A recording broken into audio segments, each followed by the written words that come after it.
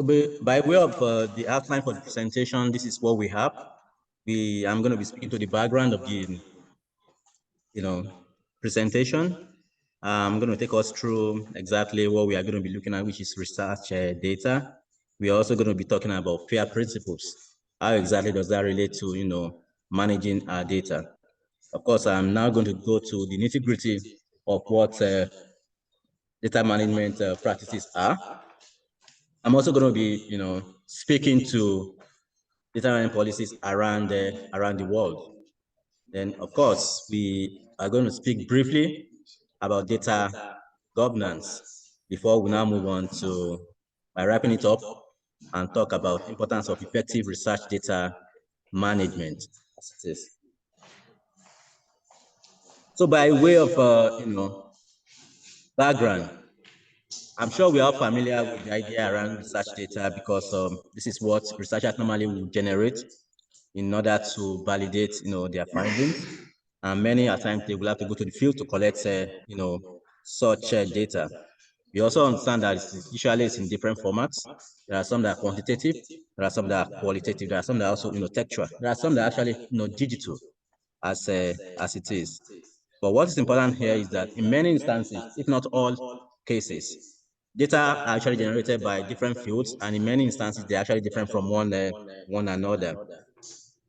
But what we are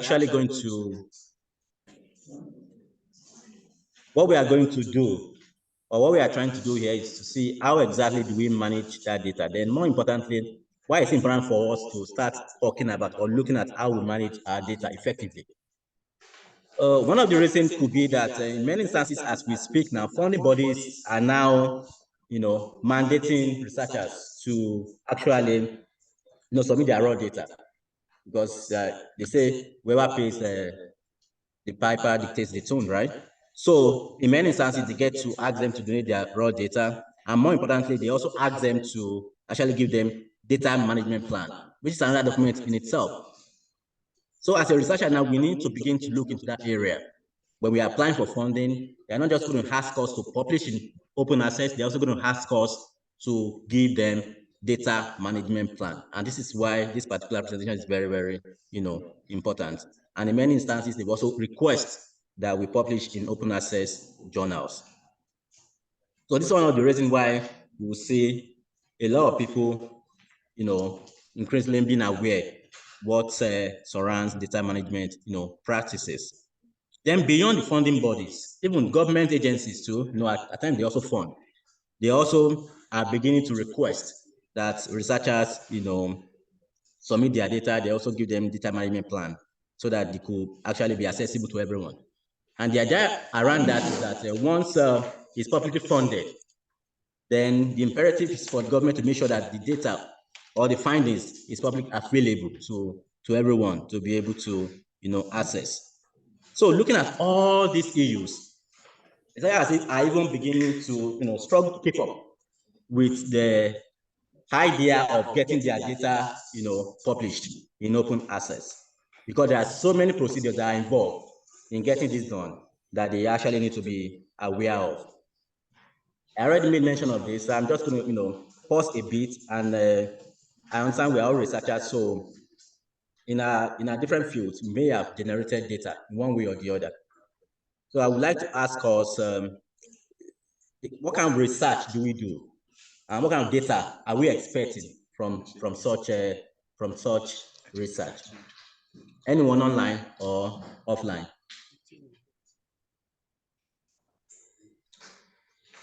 I'm sure we're all involved. I could see some desk officers here here with me. At the same time, I understand some will also be online. So what kind of data are you expecting to generate from your study?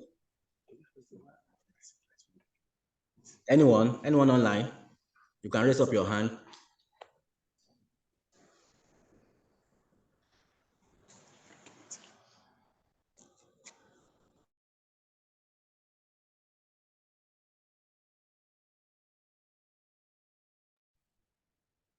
What I'm saying is, I'm sure virtually everyone here will be a researcher one way or the other.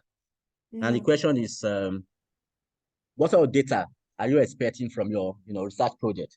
I could say one hand up. Emmanuel Ojo. 1 minute, please. Emmanuel Ojo is raising up his hand. Please, you can unmute and speak. I think you said that whosoever that is online should raise their hands up. That is why I did that. Okay, please, Mr. Emmanuel Ojo, you can unmute and speak. We can hear you. I'm saying that I thought you said anybody that is online should raise up their hands. That is why I did so. No. All right. No. What I'm saying is that if you have managed a project in the past, a research project in the past, if you are currently managing one, what sort of data did you get? Or what sort of data will you be expecting to come out from your data? Dr. Orewole?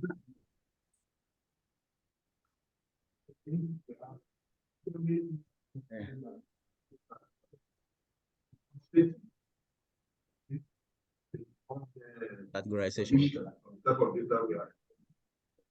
Thank you very much, sir. Dr. Orewole said it could be quantitative, it could be qualitative. Basically, dividing data into two categories, quantitative data and qualitative data. Engineer Amefula Kingsley, please unmute and speak. Sir, I have the same answer too. Yeah, say what I want to say, sir.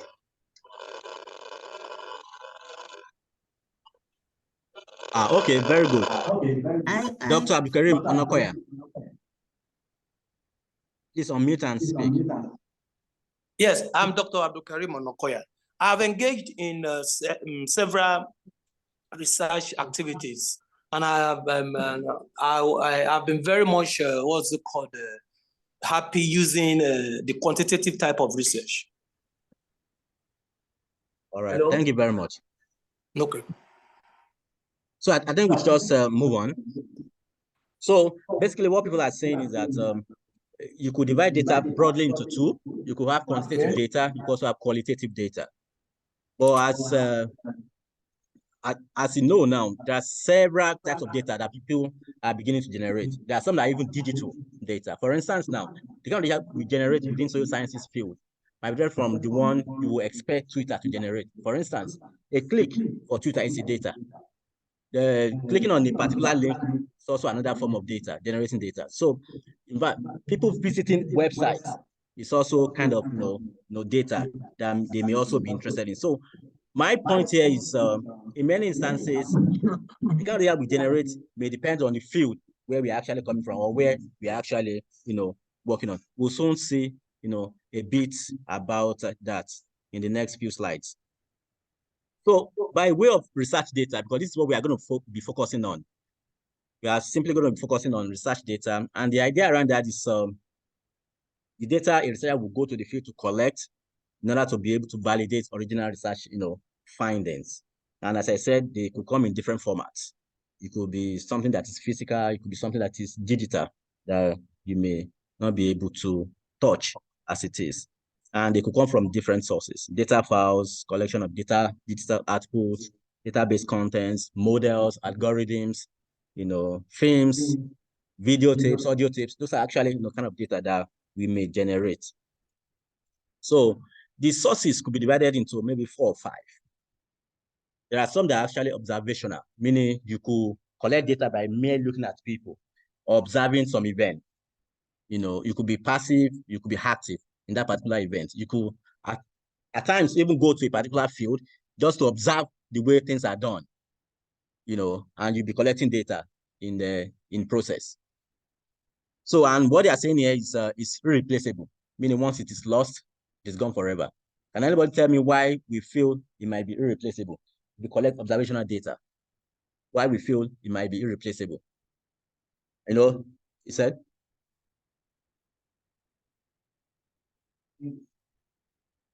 Oh, exactly, because it's collected in real time. For instance, if you're observing two people interacting now, for instance, you can't tell them, okay, please, that thing you did, please come and do it again. Or somebody or two people that are fighting. You can't say, okay, please, that fight you had, please, can you reenact? Can you come again? I like the way you slapped him. Please, can you do it again? So when you are collecting data, in many instances, it's irreplaceable. So we need to be very careful. I know what that means. that means it could be very expensive. If you miss an important, situation that you were meant to cover, you may not be able to get. I think that also experimental that are actually collected, within the lab. Those are experimental data. You also have some that were simulated through models. I think in sciences, we do this a lot. Even in social sciences, we also do this, a lot. So there are some that come through simulation of data. Either way, they are all research data. There are some that are also compiled, and these are the ones you could find in databases, online or even offline. Then there are some that are also canonical data or reference data that are published.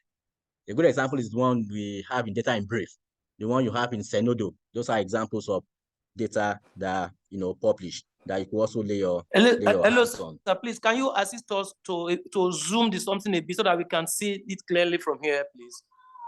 Dr. Nokoya, what do you want us to zoom? What's it called? Your so that we can see it clearly. I don't know if you are presenting from a computer or slide. the slide. Yes.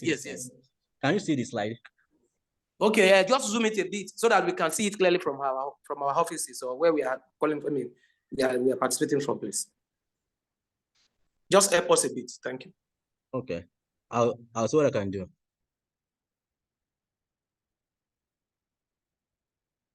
Yeah, it's already in presentation mode now. Everyone can zoom from their end also. It's not necessary you zoom. Everyone can zoom from your end also. Yeah. Yes, I can zoom from my hand. Thank you. Yeah, thank you. Continue, sir. I'm sorry. Okay, are you all right now, sir? Yes, I can. Yes, I can zoom from my hand. Yes. Thank you, sir. Thank you. Continue. Much. Yeah.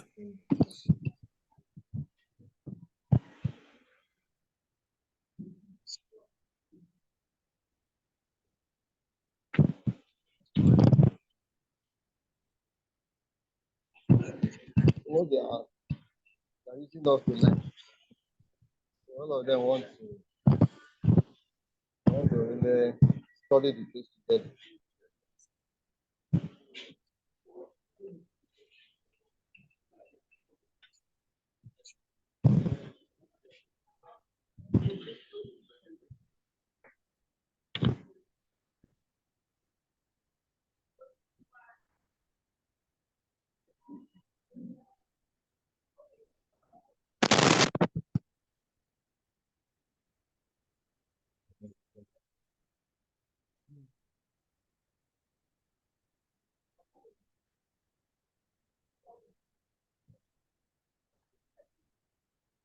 Thank you very much. So let's continue. So, as I was saying, there are sources of research data, and I just described, like 5 of them. We have observational, which could be irreplaceable if it means the way it was captured. There are some that also could be captured by, through the lab experiment. There are some that are simulated. There are some that could be compiled. There are some that are actually reference or published, data. So data, as you can see on the screen, should be fair. And what exactly do we mean by that? When we say data is fair, what exactly are we trying to, achieve by that? Fair is actually an acronym for meaning that data should be findable, it should be accessible, it should be interoperable, it should be reusable. I'll go over that again. It should be findable, meaning you should be able to find the data wherever it is, housed.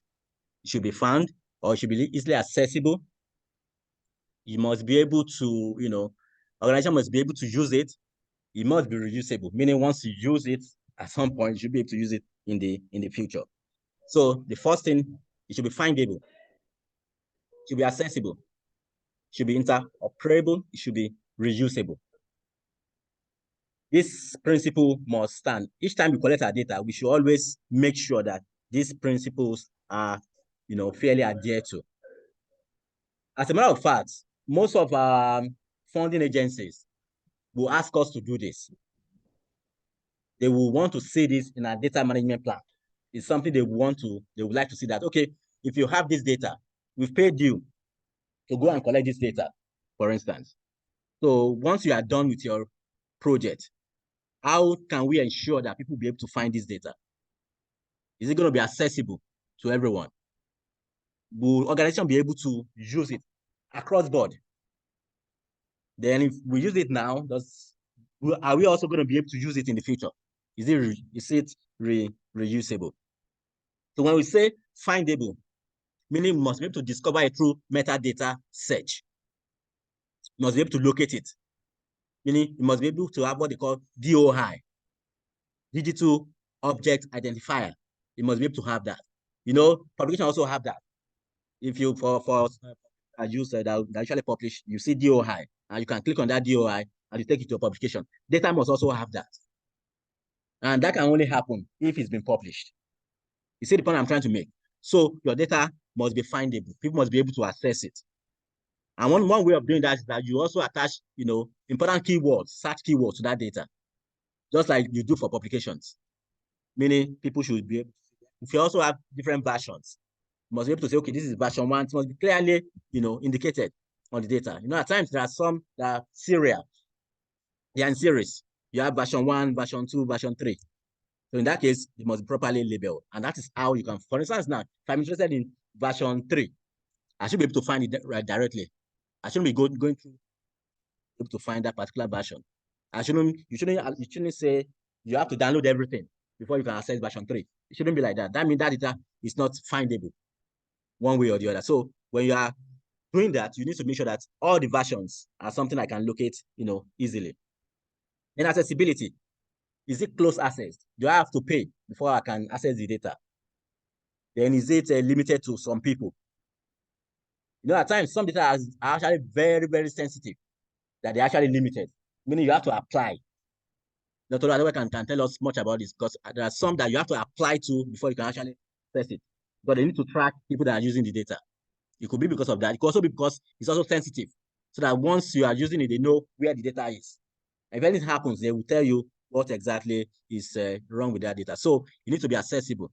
In many instances, they're actually going to ask you, if it's a fully funded project, they're going to ask you that it has to be accessible to everyone, meaning it should be published in open access accessible through that. Then at times too, when that is very sensitive, people usually advise us to have what they call data access committee, meaning they are the one that will be in charge. Once we get to data governance, we'll be talking more about this particular aspect. There has to be a committee who will manage that. There are some that are actually very sensitive. Now, oftentimes, US will accuse China of manipulating their currency.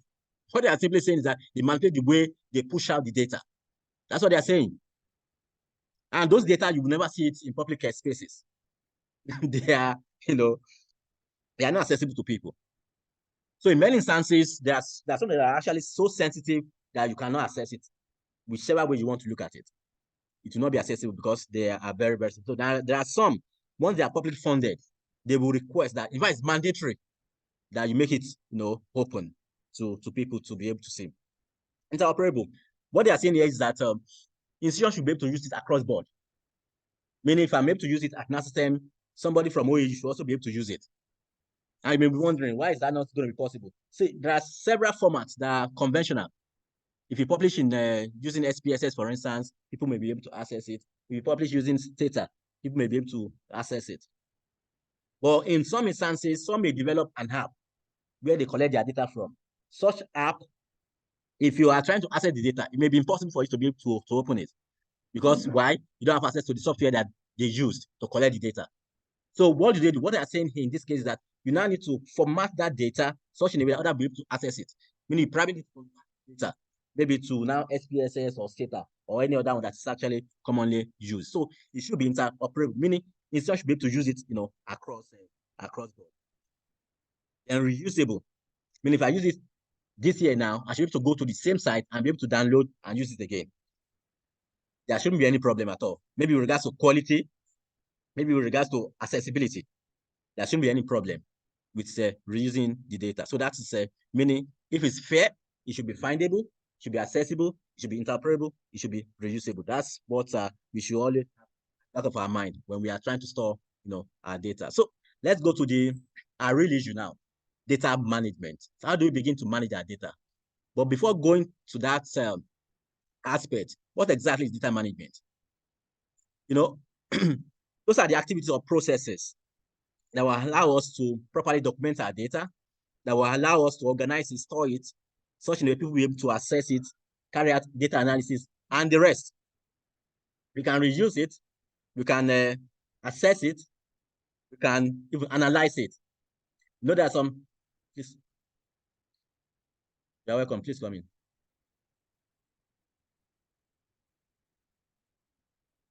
So as I was saying, when we talk about data management processes, the idea is that once data is collected, it should be accessible. We should be able to reuse it. We should be able to analyze. You know, some databases or in some online, where data is archived. The idea is that you can actually analyze your data. You know, as a matter of fact, in some institutions, what they usually do is that if you want to access their data, you have to go to the site. You have to go there to the institution before you can access it. They won't allow you access all the data. A good example is CESTI in South Africa. What you will see is the aggregated data, and they usually publish that. You see them publish it in some of their books. But the idea is that if you want access to the raw data, you have to go to the site, to them. Then they will ask, okay, what do you need? Because I remember when I was trying to, access their data, I wanted it for my PhD at the time, because I was going to compare South Africa and Nigeria. They just said they can't give me all the data. That I need to tell them what I need. Then they'll probably send it to me, or I will come to the site, before I can access the data. So you can see that kind of data is not accessible to everyone. The accessibility there is actually limited. But when you talk about data management, that also comprises of that. Whether it's accessible or not, it's also part of how you also manage, your data. Oftentimes when we see data management, we begin to think as if it begins when data has been collected. But this is not true. When you talk about data management practices, it has to start from when you are conceptualizing how the data will be collected. It has to start from the idea around your instrument. That's from the idea of how you sample your data. Because at the end of the day, by the time you are going to generate metadata, you need to include all this. They all need to be there. Also get to metadata very soon. So once you have that at the back of your mind, then you begin to wonder, okay, when exactly do I start? You start from when you are beginning to conceptualize, okay, what data do I need? I need qualitative, I need quantitative. How do I collect them? That should be when you start thinking about, how do I manage my data? Not when you've collected the data. So it includes data collection, data analysis, then publication and sharing. In many instances, when you hear data management, you begin to think, okay, maybe how to share data, how to make it accessible. But it starts way beyond that particular, aspect. So you see, what in many instances, when we talk about data sharing or data management, we tend to think it's just about quantitative data. But we could also archive qualitative data. But there are issues with that. The issue is that issues of privacy. Then many times when you interview people, you tend to hear from them one-on-one and interact with them one-on-one. And in many instances, they really do not want the responses or the opinions to be linked to that individual. So what do you do? What people advise is that you anonymize the data. That's one way you can, archive it in public open databases, then try to make it accessible to people. You have to anonymize it. And this also goes for even quantitative data. When you have that, so people should be able to link up, this data is coming from Dangote, for instance, because that would be privacy issue. Because you don't want to say, okay, this is how much Dangote is making. Oh, wow. Then start thinking that there's something in there for somebody else. So in that case, you must make sure that people cannot link each response, to a particular. It has to be, anonymized in one way or the other. So part of data management practice is also data documentation. How do we document our data? And I was saying earlier that data management starts from not when you've collected the data, but before you collect the data. So part of the documentation you are going to do is, what kind of type of sampling did you do? You do stratify. Was it randomly, selected? What instrument did you use? Did you geolocate your study area, for instance? Recently I just heard that government now, they are requesting information from MDAs. And part of what they are requesting is that if you tell them that you are building a particular place, they want to know the location of that place. They want to know the coordinates of that building. And what does that tell us? It simply tells us they can verify it. You can simply log that in and say, okay, where is the building? And if you say you have to toss a 3-story building and they couldn't see anything, then know something is wrong. So, and we say, okay, we're now at foundation level, and they checked, they couldn't see anything, then you know something is wrong. So part of data that they collect is actually those coordinates that will allow them to verify what you say you actually doing. So then again, structure of the data file is also part of what you are going to document. Then data validation. You see, validation in many instances will come during pilot, right? So meaning that you ought to have started, because you also need to document. Even the way you clean your data is also very important. At times when we clean, we just clean and forget about what we've done. But what this is telling us that when you are cleaning, you also need to document it. And I think this is where data is very, very important, because I think they generate do file whereby you can track what you've done. I'm not sure SPSS has that. It does, but it's kind of tricky. So you need to clean. But there are some that you delete. That if it's not properly documented, you forget one way or the other. And people will not be asking you, did you collect this data? You say, no, I did not collect it. Meanwhile, you collected it, but you have to delete because of 1, 2, 3, or 4 reasons. That's why you deleted it. Then question will ensue. You know how to answer that. Then there's also the idea around version control. Which version do you want people to say? Then which version did you start with? Which one did you publish? So how do you begin to control that? Then data confidentiality, then access. That's also part of what you are going to, document. Meaning, is it going to be accessible to everyone, or is it going to be accessible on need-to-know basis? Because as I said earlier, there are some that are very sensitive that has to be on need-to-know basis that they will be released. So you can also document at study level or data level, depending on the scope of your study. At study level, you're talking about research design. Then what are the methods that you use to collect the data? Then at data level now, how do you describe your variable? So meaning each variable is described from the beginning to the end, even including the ID number. Now, in many instances, when you put ID number, you usually put ID. So what does that ID mean? Is it ID number or what else? So you need to describe each variable that you have on your data file. Then same thing with interviews. They also need to be properly, labeled before you can do that. So I was talking earlier about metadata. This also comes under data documentation format, meaning metadata simply means data about your data. You have data, and you have information about the data itself. So that information you have about your data is the metadata. For instance, now, I have data on the household consumption of fuel. Then each variable will be well defined, right? So, but those variables, in many instances, I will not write the full name of the variable. I'll probably shorten it. So I need to specify within my data what exactly does that variable name mean. So by the time I do that for all the variables, I will constitute my metadata. In that case, now what I'm trying to do is to make sure that everybody who's looking at my data will be able to understand exactly what variables, what each one of them actually stand for. And again, too, I will create a data dictionary whereby I will define each of the, one thing is for you to be able to say, okay, this NEC underscore 321 means so and so and so. That's one. Another thing is also now saying that this NEC underscore 1231 actually means number of households. You see the point I'm trying to make? It's one for you to now describe the data, the variable itself. What exactly do they mean? Besides just stating the. It's also important that you create what they call a README text. Again, this is what will contain, for instance, now, if you had issues, okay, let's bring this example. Let's assume I was collecting data during COVID, or before COVID rather. And I was collecting it, and COVID happened. Stop. I have to stop in collecting that particular, data. So what I mean, that has to be documented. And that should reflect in README file. Meaning there's a break. I have to take a break because there was COVID. And so many things could happen when you are trying to collect your data. So this could be stated in your README file. Usually people do this, using Notepad. Excuse me. So in many instances, some will make their metadata minimal. And what they do simply is that they tell us who created the data, which institution collected the data, what is the title of the project, who is the publisher, what dates did you start, what license are you using, is it free access or is it going to be limited to certain people? Then again too, who are the funding bodies?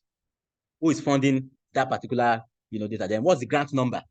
So in many instances, when you are given a grant, you are going to have a number. So then in regards to methodology, what is the project information? What is the collection processes? What is the location of your sample area? Yeah, at times it also varies by different, disciplines. I already said something about it. I'm just not going to say much about it. So the idea about data dictionary is you create, define your data variables, each one of them, variable name, how it was measured. You see, some could be measured by just, interview. Some could be collected via questionnaire. Some could be collected fast, focus, group discussions. So you need to state how were they, measured, or how did you collect them? What is the format, or what is the unit from which data was actually, collected? And what are the meanings of those codes that you use? Those will come under what they call data dictionary. I already explained this. Readme file. It could be in many instances it's actually text file, but you could also use Microsoft Word. It won't be a problem. So now we are beginning to get to where we now begin to store our data. There's one thing for you to be able to have that data collected. One other thing is also for you to be able to, store them properly. If I ask us now, how many will say hands on their BSc data when they collected? But it shouldn't be like that. I don't know, maybe it's because so many things will have happened. Remember, we could have changed our system. We could have changed even location. We could have relocated. We have children, and you'll be asking me why what are children? They will have picked it and throw it somewhere else. Even when you kept it here, when you thought it was safe, they will have picked the children will have picked it. So we need to find how do we now store this data. It doesn't matter because if you want to have access to it, why is the brand for us to publish our data? A lot of us don't pay attention to publishing data, and we should be doing it now. And good enough, it could be cited. As far as I now saying earlier that what they call data in brief is done by SCBR, right? So you could publish your data and it will be cited. I mean, anybody who's using it will cite it. Even if they don't use it, if they just pick something from your background, they will still cite that. So it tends to hard to us as a researcher. So how do we begin to store our data so that it's accessible? Not the legacy behind. There's a rule called 3-2-1 that we can adopt in storing our data.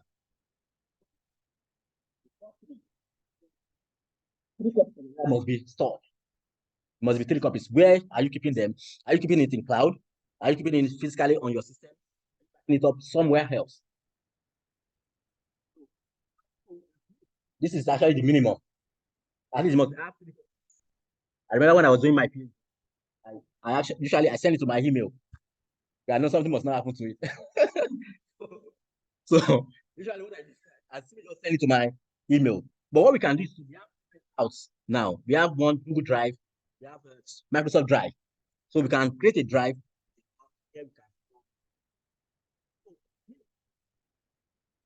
One should be with you physically, one should be in the cloud, one should be somewhere maybe or in then two types of storage. Yeah, I already mentioned this. Physical and what? Digital. Physical and digital. Maybe on a system or in a phone. Storage device. So that's one copy should be offsite. One copy should always be offsite, meaning it shouldn't be online because anything will happen online as well. So it should be offsite. We should try and maintain this rule 3-2-1. 3 copies of your data. So 2 types of storage, facility and media. Sorry. Then 1 copy should be offsite. So once we have it, we are sure that we have our data, covered in a way. Of course, part of the storage should also be, publishing it online. That's also a way of, saving it. There are some that will not collect money from you because I think data improve, they collect money. 1,000 something or thereabout. So it's a lot of money. I think for us Nigerians. Also, you think that $1 million to just store my data. Okay. I can give it back to maybe like 50%. So that's still like 500,000 naira. Anyway, not cheap.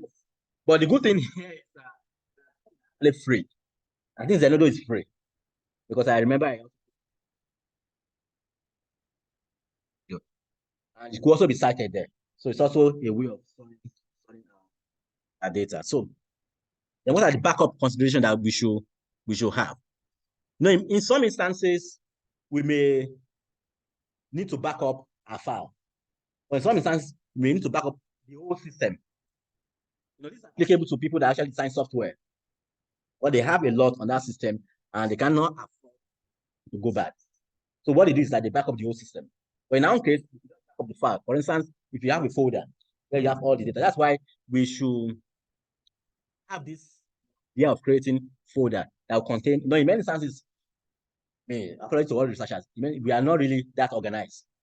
You see that you have this here, this one is there, then desktop is full of files. We need to find a way to arrange that data such in a way that we have folder for each one of them. Meaning, if you have a project, there has to be a folder for that project. So when you're backing it up, it's a lot easier. We just back up the folder, and that will be fine. So we need to create a backup file. Of doing that. Remember, up today now, whatever you are doing 3 days will not be on that particular backup file. So how frequent do you tend to do that? So if anything happens to the system, you decide. Am I going to be doing it 3 days? Am I going to be doing it for 4 days? So you need to.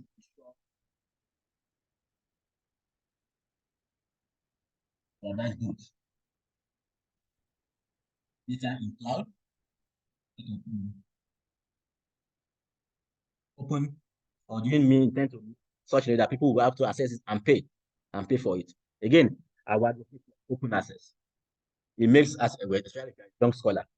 Because I don't know why you want to keep your data somewhere when you are still young, because you are not sure whether people will access it in the first place. Why are you keeping it? The idea is that it's open so that people can cite it, then they get to the one.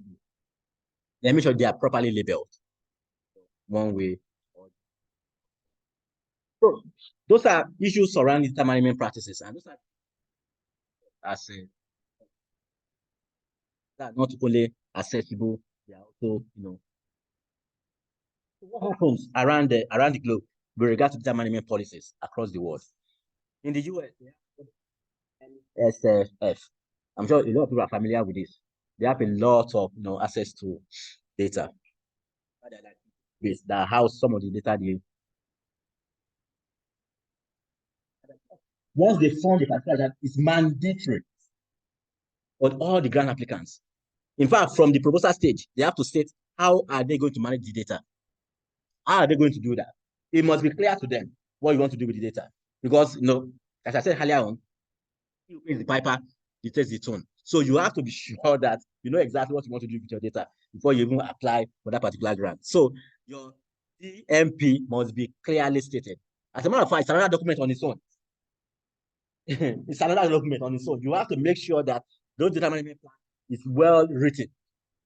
But that also form part of they will assess in giving you that particular grant. So in essence, they are required to share their primary data, not secondary, primary, as mean the raw data. That's what they will share. Of course, since they're getting the money from publicly funded resources, they need to make it available to everybody to be able to access. Same thing with National Data Service in the US. They also aggregate data and they make it accessible. So that's what happened in the US, basically. In Australia, they have the same, process. It's called Australian National Data Services. All the data generated by the lab and universities, in one place. You can imagine how huge that database will be. So they have access. You simply just go to them and they will help, and then they also help to publish their data. That takes away, the idea. India had similar, processes. They also have an initiative whereby they make data available to people. There's also something like that. How they are trying to also deposit their data. And beyond all this, there are some databases that will allow you to access some of this data, meaning they are, and go there, access it, download, and make use of them. That is especially if it's relevant. World Bank too, who are who also allow data. So I'm going to ask us a question. What is the name of the agency responsible for managing public generated data in Nigeria? And beyond fingerprinting, what else do they do? beyond that, what else do they do? So what's the name of the agency that's responsible? Public housing, or maybe from university, from research institute, MBS. So if last time go there, now they can see.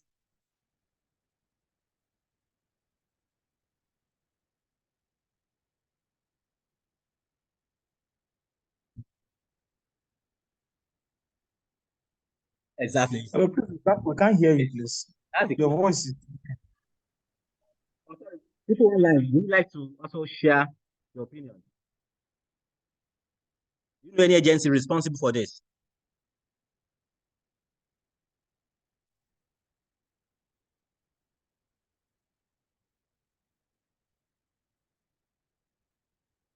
Anybody online?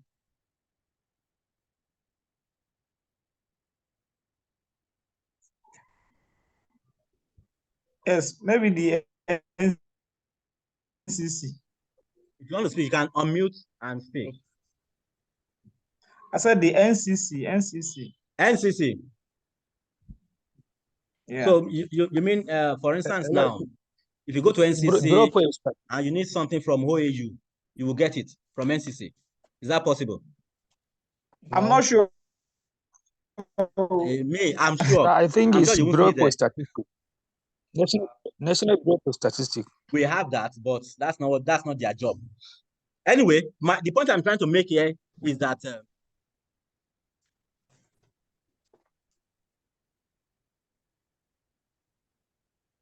please, we can't hear you, please. We can't hear you at all. You're not... Maybe you need to mute your speaker. The way we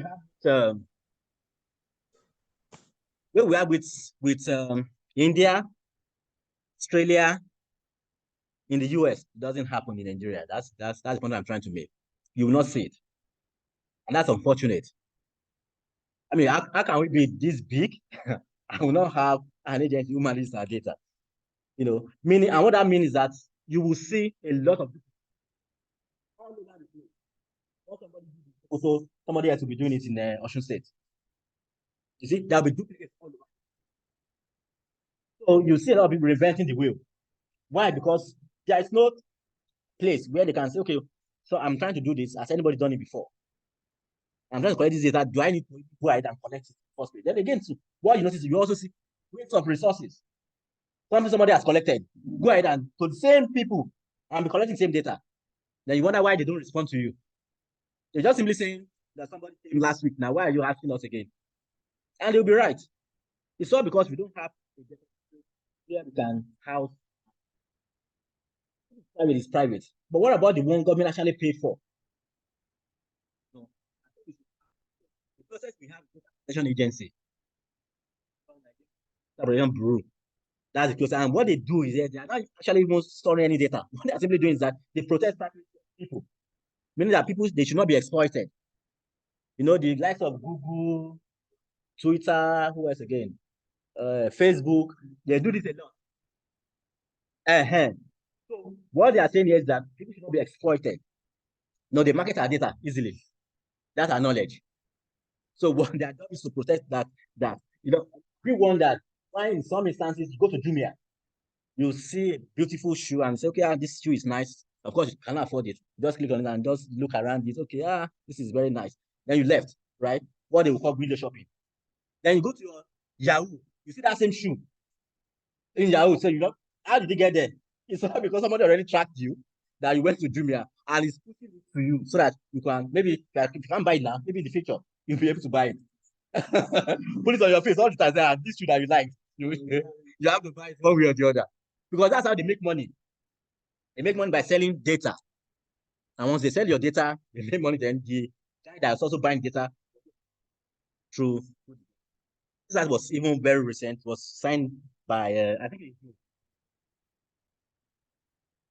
so data so where exactly can we house our data? We're talking about we need to house the data in cloud somewhere. How do we begin to house this particular data? It's called data repository. So there are so many of them, and they're like database management system that can help us house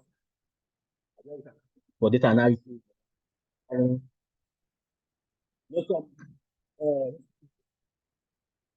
Like what the data, World Bank. They have also where you can actually analyze data. You can bring out it's actually saying. There are different several types, like maybe 5 of them. That's what they call data warehouse, which usually will aggregate all the data from multiple sources.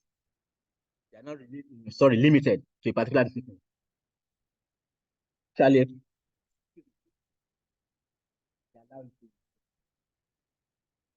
data lake.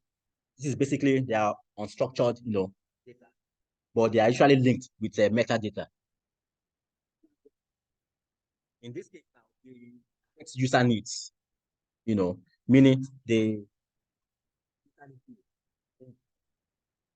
something on gene sequencing. You need to go to a particular place. You won't see it on what the database. You won't see it there. So you need to go to a particular database where you repository. What they do here is that they capture the metadata and allow you to search for them. There's also that keeps which look like a spreadsheet of the examples of what you can. We have science framework. So some of these are examples of risk. I will advise Tenedo is free. Tenedo is free, so we can easily. And they also allow the site, and it will also be cited, as I said earlier. So it's you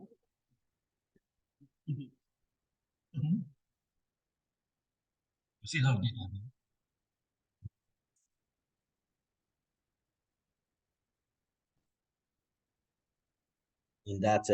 in that regard. So I was talking about data governance earlier when I said really have a place that house publicly generated. You don't have. I will think everyone should do. I'm sure they have a lot of data. Of them. So we need to have that kind of governance within our. That institutions should also be able to have it. I'm not sure OEU has anything like that too. As big as OEU is, they need to have something like that. All the data there has to be somewhere. Hello, sir. We have a problem with your audio, please. Audio. Okay, can you hear me now? Yes, sir. Yeah. Okay, thank you. So, yeah, but it's breaking. It's breaking intermittently. Hello. Okay. Can you hear me now? Yeah, we can. Yes, it's clear now. Good. Yeah. Okay, so what I was saying, I was talking about data governance, and I was saying that this linked directly to what I said earlier about Nigeria not having a repository where we deposit all our publicly generated data. It's bad. In fact, it's very, very bad. It doesn't even make sense. Imagine spending a lot of money. Do you know how much we spend on research? If you really need to know, go to TED-Fund. An idea of how much we spend on research every year. Now imagine that we don't have where we actually store the data. Meaning somebody can do something 10 years ago and somebody can repeat the same thing this year. That is how much waste we generate on that part. So this surrounds data governance. This talks to the quality of the data, the completeness, accessibility, credibility of the data. Those are the issues surrounding data governance. And I think we need to pay more attention to this particular area. So I think I must have mentioned this one way or the other. Why is it important for us to manage our data properly? It's valuable resources. I'm sure we all understand that. And some will even say that data now is the crude oil of the 21st century. Nobody's looking at crude oil again, they're looking at data. And this is correct. Some were even muting it in some quarters that, look, Elon Musk bought Twitter because of the data, not because of the money. And you will agree with me that imagine how much data will be generated on that particular platform. And I also had it's already paying people. If you try to monetize, it's paying people. And there is this guy, I'm sure people that visit Twitter will know him, Rega, Daniel Rega. You know, he talks There's nothing Daniel does not have opinion on. That's all he does. If Davido did something, you say, Davido, what you did is wrong. How can you do it that way? This is the way you should have done it. Davido, you promised somebody money years back. You have not paid him. You have to pay him. That's all he does. So nothing. Say, I entered the Pep today. All those big people, they need to at least be comfortable. They need to make sure that they also pity us, that we are not too big. They should be giving us space. That's all he does on Twitter. And just today, I think, was it today or yesterday? He was saying Twitter already paid him. And say this is not small money, no. So anyway, my point is data could be generated from a lot of sources, and they are usually valuable because you can bring a lot of insight. You can get a lot of insight from that particular, the valuable resources, and this is something we should also do. As I said earlier, we'll be reinventing the wheel. If we continue in this path, we are going to spend a lot of money, reinventing. Of course, if you have database of data, you can actually generate new knowledge from such data. And not to talk about future academic come from such, new knowledge. I think it's important for us to find a way to manage our data properly. And this is on this note that I'm going to end this presentation. Thank you very much.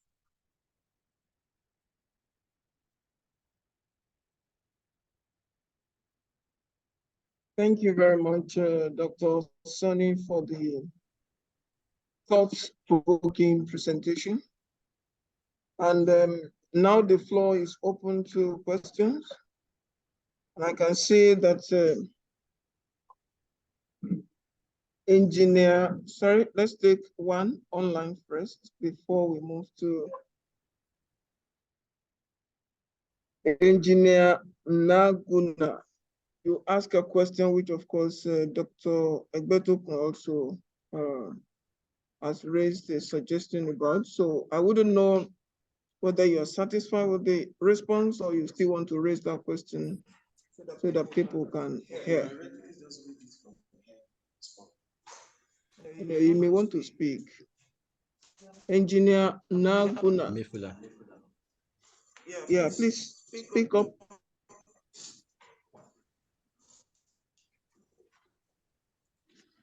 Yeah, it's here. Can you unmute yourself and speak?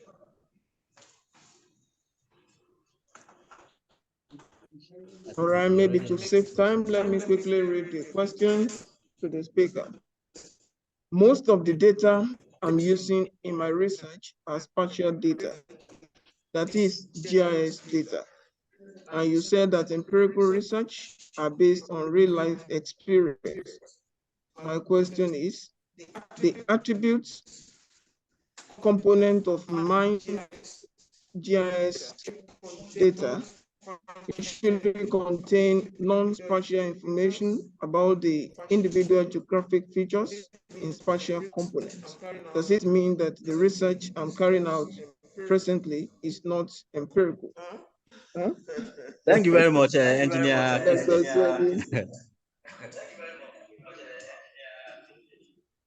Well, from your question, I never said research are based on real life experience alone. No, that was not totally correct. That's not what I actually meant. Of course, when you carry out, research around GIS, it should contain the spatial and the non-spatial components. There is no way you're also not going to relate that to real life experience one way or the other. As a matter of fact, what Google does, I think Google Earth, they could see you in real time. Tell them to mute their phone and their mic so that we can hear you properly.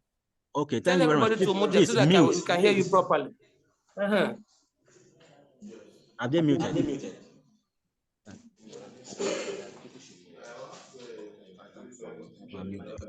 Can you hear me now? We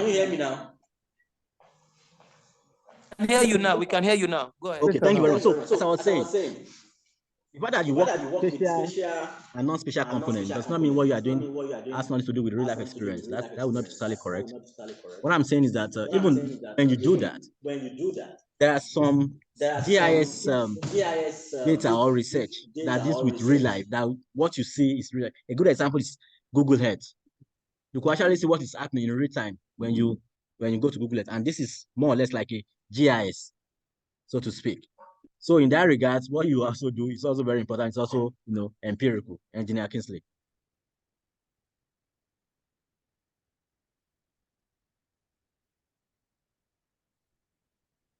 So I think the moderator is around. I just changed my seat. So I think Dr. Orewale, you have the thank floor. you. Concerning the issue of Yes. the data storage. Okay. So there was a documentary that was on Al Jazeera yesterday about Cryptopia or thereabouts. They are talking about the Bitcoin. So the data that are generated for the Bitcoin, where they store it, there's a particular one that the reporter went down to Switzerland, about 30 meters below the ground. That is why they have the repository of the data.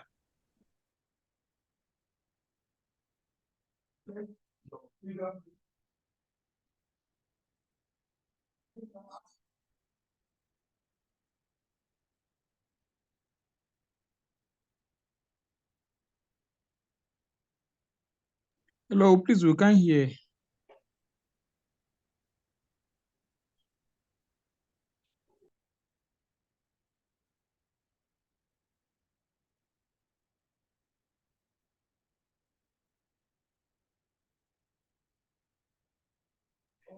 Continue, sir. So what I'm saying in essence is that they so much give priority to the security of that data. So because anybody that is still Bitcoin has access to steal it,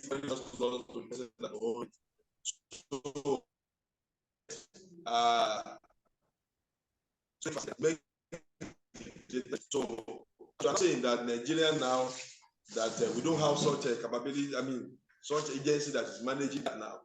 I think it's part of should be part of what we should research on and recommend to the government that we need some agency that we actually man and we. Yeah, actually, thank you very much, Dr. Wale.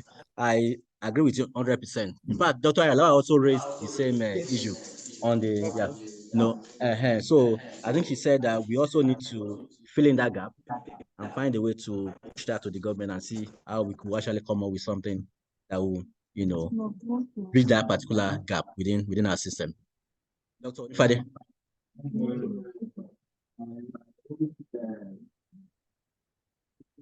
With the data. And my observation is that most of the data that will be uploaded will have to be funded projects, data from funded projects. Because if it is self-financed projects, releasing your data maybe after it has been exhausted. That's when it can be uploaded for public use. So I think the data that is expected here, from the explanations you gave, has to do with funded project data. Can I respond? Thank you Yes, very much, please Dr. go ahead. So I understand the point, which is valid, but this will come under data governance. In many instances, what I think we should do with regard to that is that I understand if you have to spend your money to collect data and you are releasing it almost immediately for people to use. The idea is that how do you now get knowledge from such data? But once it's out there, a lot of people will have access.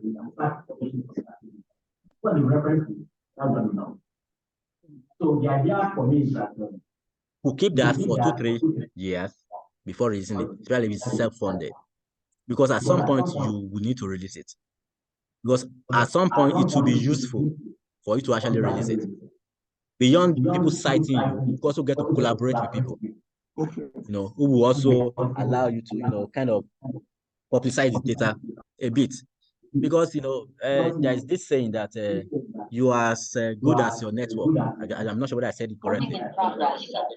So, the more network, as a researcher, the more popular you become, then the more impact you make. And that will also come from your data. What I would advise is that you can keep it for 2-3 years, then after that, because that will also, even if you have that policy, that will also allow you to also report it very well. You report maybe 2 or 3 papers or 4 papers within those years. Then after which you now release it, people will see it. Then it's since they could see your footprint already, chance that they want to collaborate with you. Do you know how many people are actually using our data now? This STI data. A lot of people have done their PhD on that data. A lot of people have collaborated on that data. In fact, I've collaborated on that data. So people will and say, okay, you have this data, sir, can we do something? So we should also help. So I would not advise that you keep it for a very long time. Keep it for like 2-3 years, then release it eventually. Thank you. Much. I think right now we one hand. Somebody is raising up. Okay.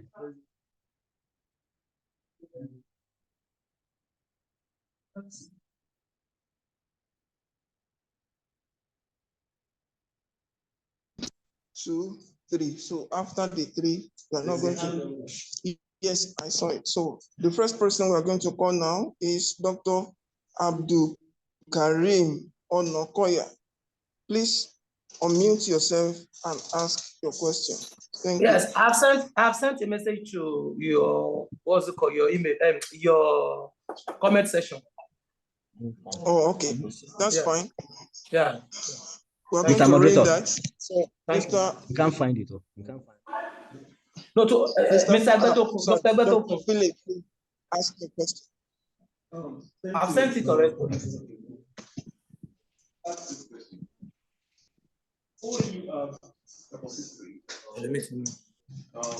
Publications, data, I can't say, but you are Is it online? Yes. What's the link? The link to access it.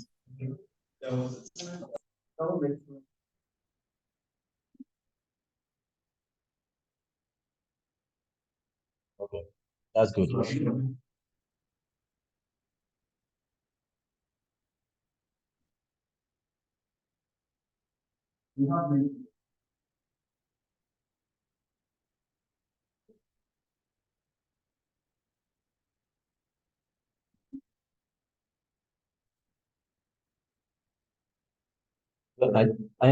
I think I already mentioned that, right? There is none, to the best of my knowledge. Let me put that. Best of my knowledge, none doing that.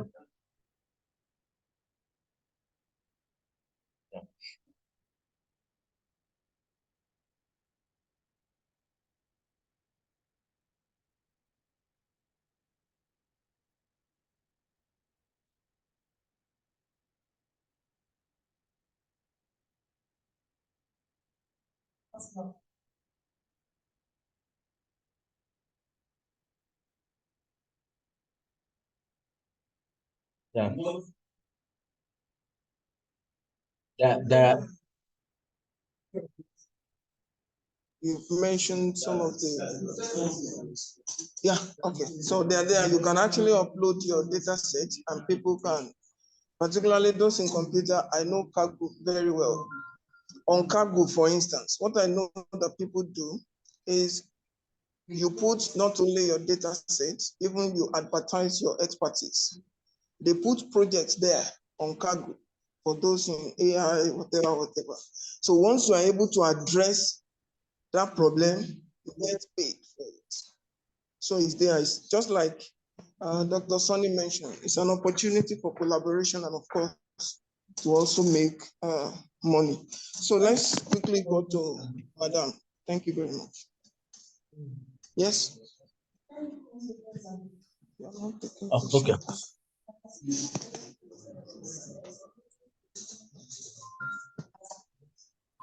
No, this is just one of them. There are so many other ones that are actually free. Cargo, for instance, is free. I mean, Dr. Adelo, Cargo is free. Zenodo, I'm sure it's free. Data in brief is you have to pay. I think the rest are free. You can always check. You only pay to publish in data in brief, but you can access all the data there for free. So if I may just add, the only reason you are paying to publish in data is because the data ultimately becomes like a publication. Yes. So what you are paying for is the actual process. Yeah. For the publication.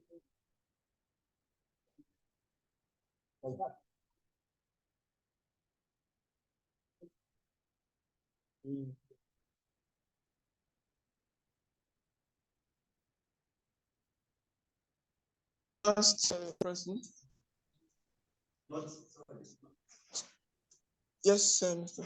Phillips.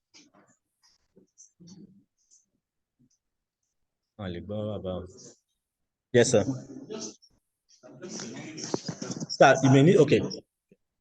I'm just curious. I just want to find out if NASATEM has a repository, and then where has all the researches have been conducted? Where are the data actually stored over the years? NASATEM. Thank you very much. This is they say charity begins at home. So where are your data? NASATEM. I just said to my friend, yes, see NASATEM, killing NASATEM. So anyway, this is what we should also do in NASATEM. You know, they said even though we don't have it at national level, I think we need to have at national level. And I'm happy that OAU is having one, which is very good. So as an agency, I think we also need to have one. There has to be a data management policy within our agency where we could manage or store our data.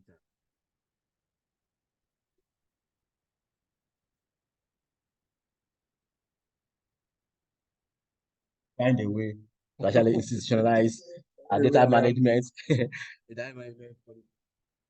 you. All right, it's on that note that we give the presenter a round of applause again. So thank you very much. Quickly, we are going to switch over to the second presenter, who is Dr. Egbetokun. We'll be speaking to foundations of effective empirical research.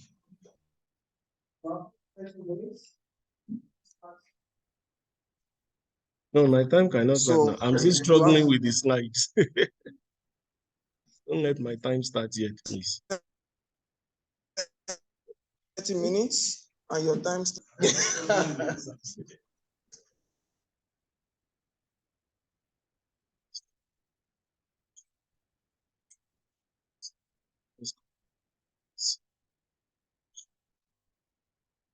Can you see? I believe the slides are visible now. Are they? All right. Thank you very much for your attention so far. And Dr. Sonny has done justice to part of the foundations of effective empirical research by talking about data management. So this presentation is divided into three parts. I believe we're still recording. Did it stop? This presentation is divided into three parts. In the first part, I'm going to talk about what empirical research is and when is it effective. How do we ensure that we define empirical research in a proper manner? And then building upon what we have heard and discussed just now, I'm going to try to introduce a number of high quality data sources as a model of what we should aim for as individual researchers and as organizations. So it is auspicious that Dr. Sonny's presentation ended on the note of what can we do or what should we do at NASATEM as an organization. So we will just pick up from there and then could go forward. I will show some examples of globally standard data platforms that we could aspire to, and part of my own effort in the past, I will talk about that. And then I will close by how we can go from just doing research to influencing policy.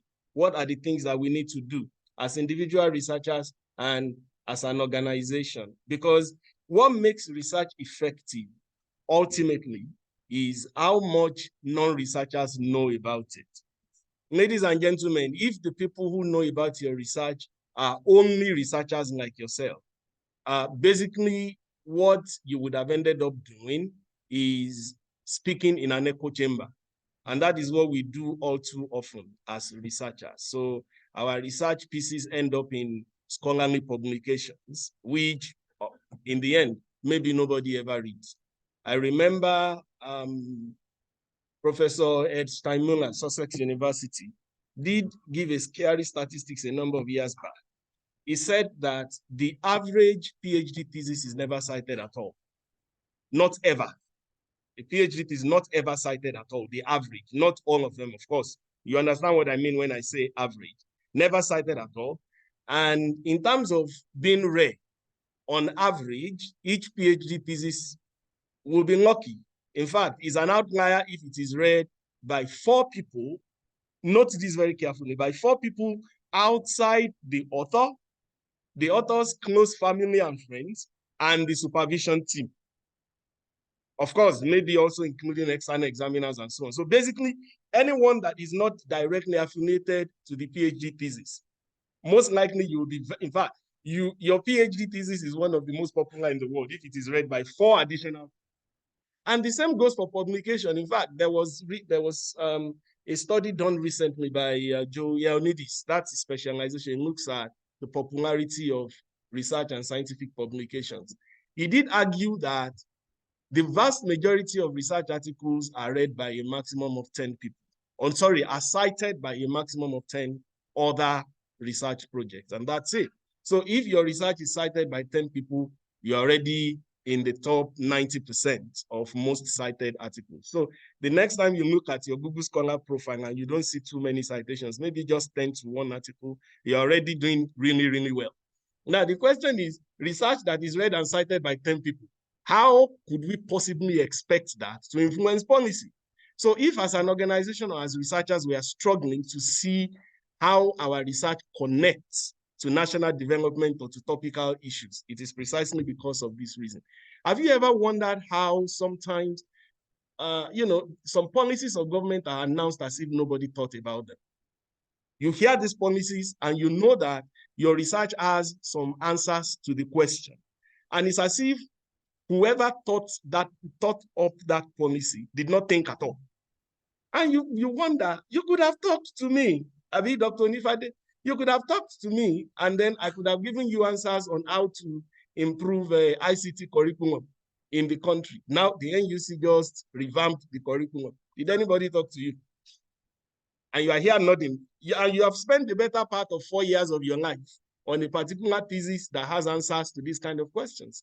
So what should we do as researchers going forward? So this is where the flesh of my presentation is. And I'm going to jump in the early part. We will endeavor to share these slides with you. So if I have skipped anything, be sure that it is something that can be skipped. And then I will try to leave more time for the more relevant and the more fleshy aspect. So this is where I came from this morning. It's a small university located in Leicester in the United Kingdom. I won't bore you with these details, but just in case you want to come visit and let me know, that's how beautiful our campus is. This is one of the most beautiful campuses in the world. It's more beautiful than OAU. So, but let me skip all the marketing parts, and these are the numbers, quite scary. Right now we have close to 8,000 students, and in my school alone, the full complement of staff is close to 150. Okay, so that's where I came from this morning. And then, in case anyone is interested, we're going to make reference to these at some point during the presentation. I sit on the editorial board of 4 journals: the Journal of Open Innovation, Technology Management and Complexity, Innovation and Development, the IEEE Engineering Management Review, and International Journal of Innovation and Technology Management. So if you do research related to any of these journals, feel free to have a chat with me, and then we can look at how to go forward. So let's come to the nitty-gritty now. So Dr. Sani has already done justice to what is meant by empirical research. The word itself came from the Greek empiria, which means experience. So when we say empirical research, we're talking of research that is based on evidence that has been obtained either through direct observation or through experience.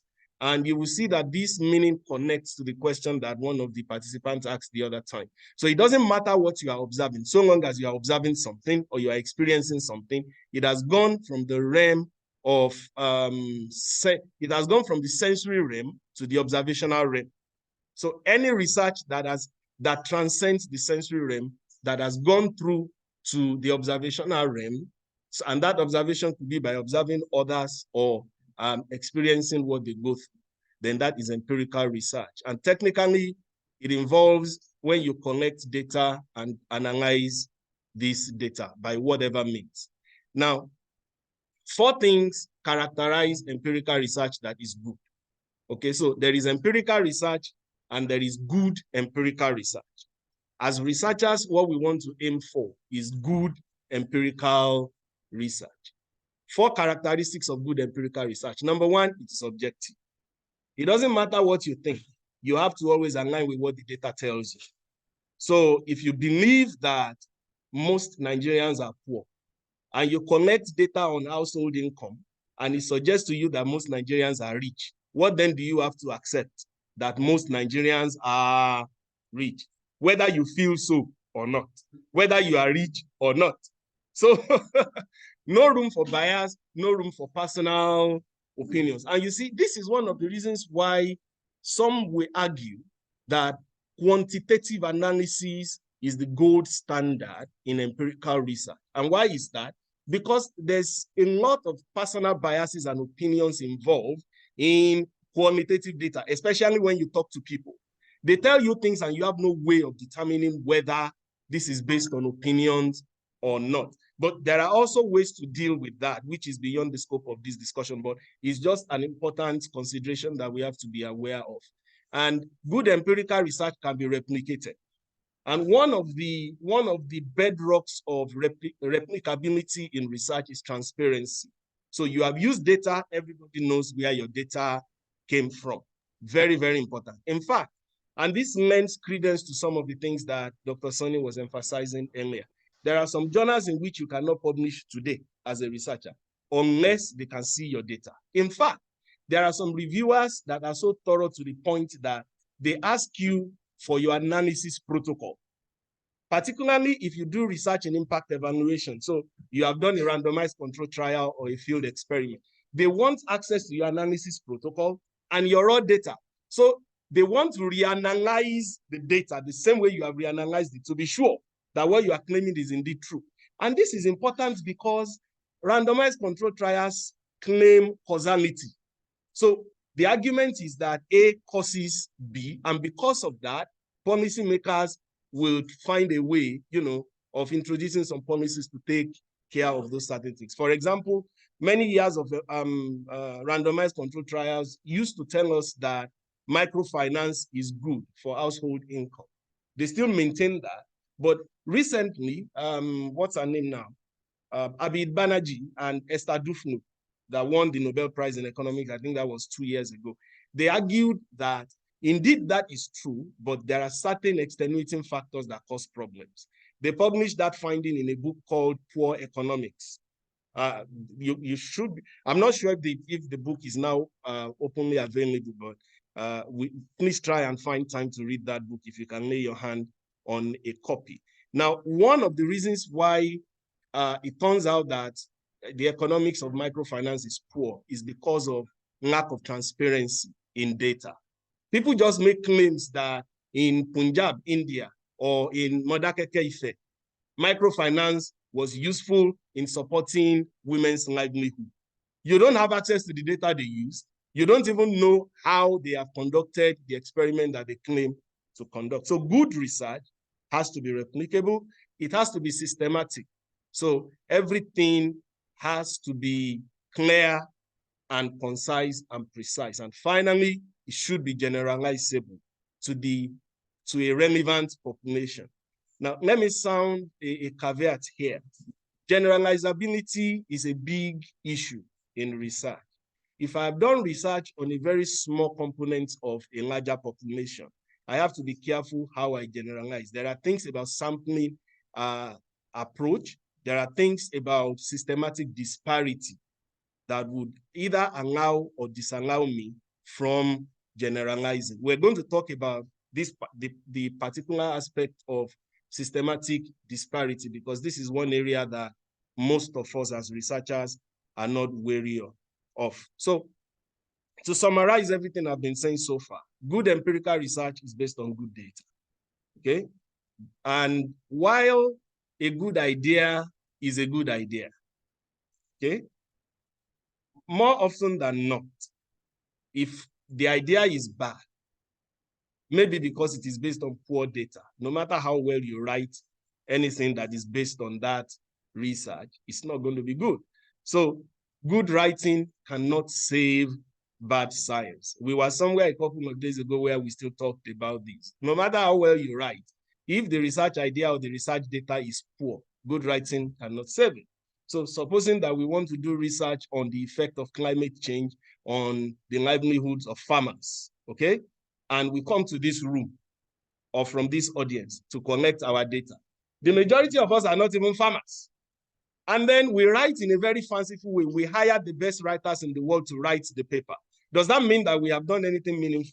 No, because our data in the first instance is fundamentally flawed. So good writing cannot save bad science. It's important for us to know that, so that we pay attention to the kind of data that we use. And what defines good data? Good data is data that is based on good method. Dr. Sonny already told us that data could either be primary or secondary. Either way, if it is primary, the method of collecting the data has to be good, and the data must be thoroughly cleaned, properly managed. He already explained how to do that.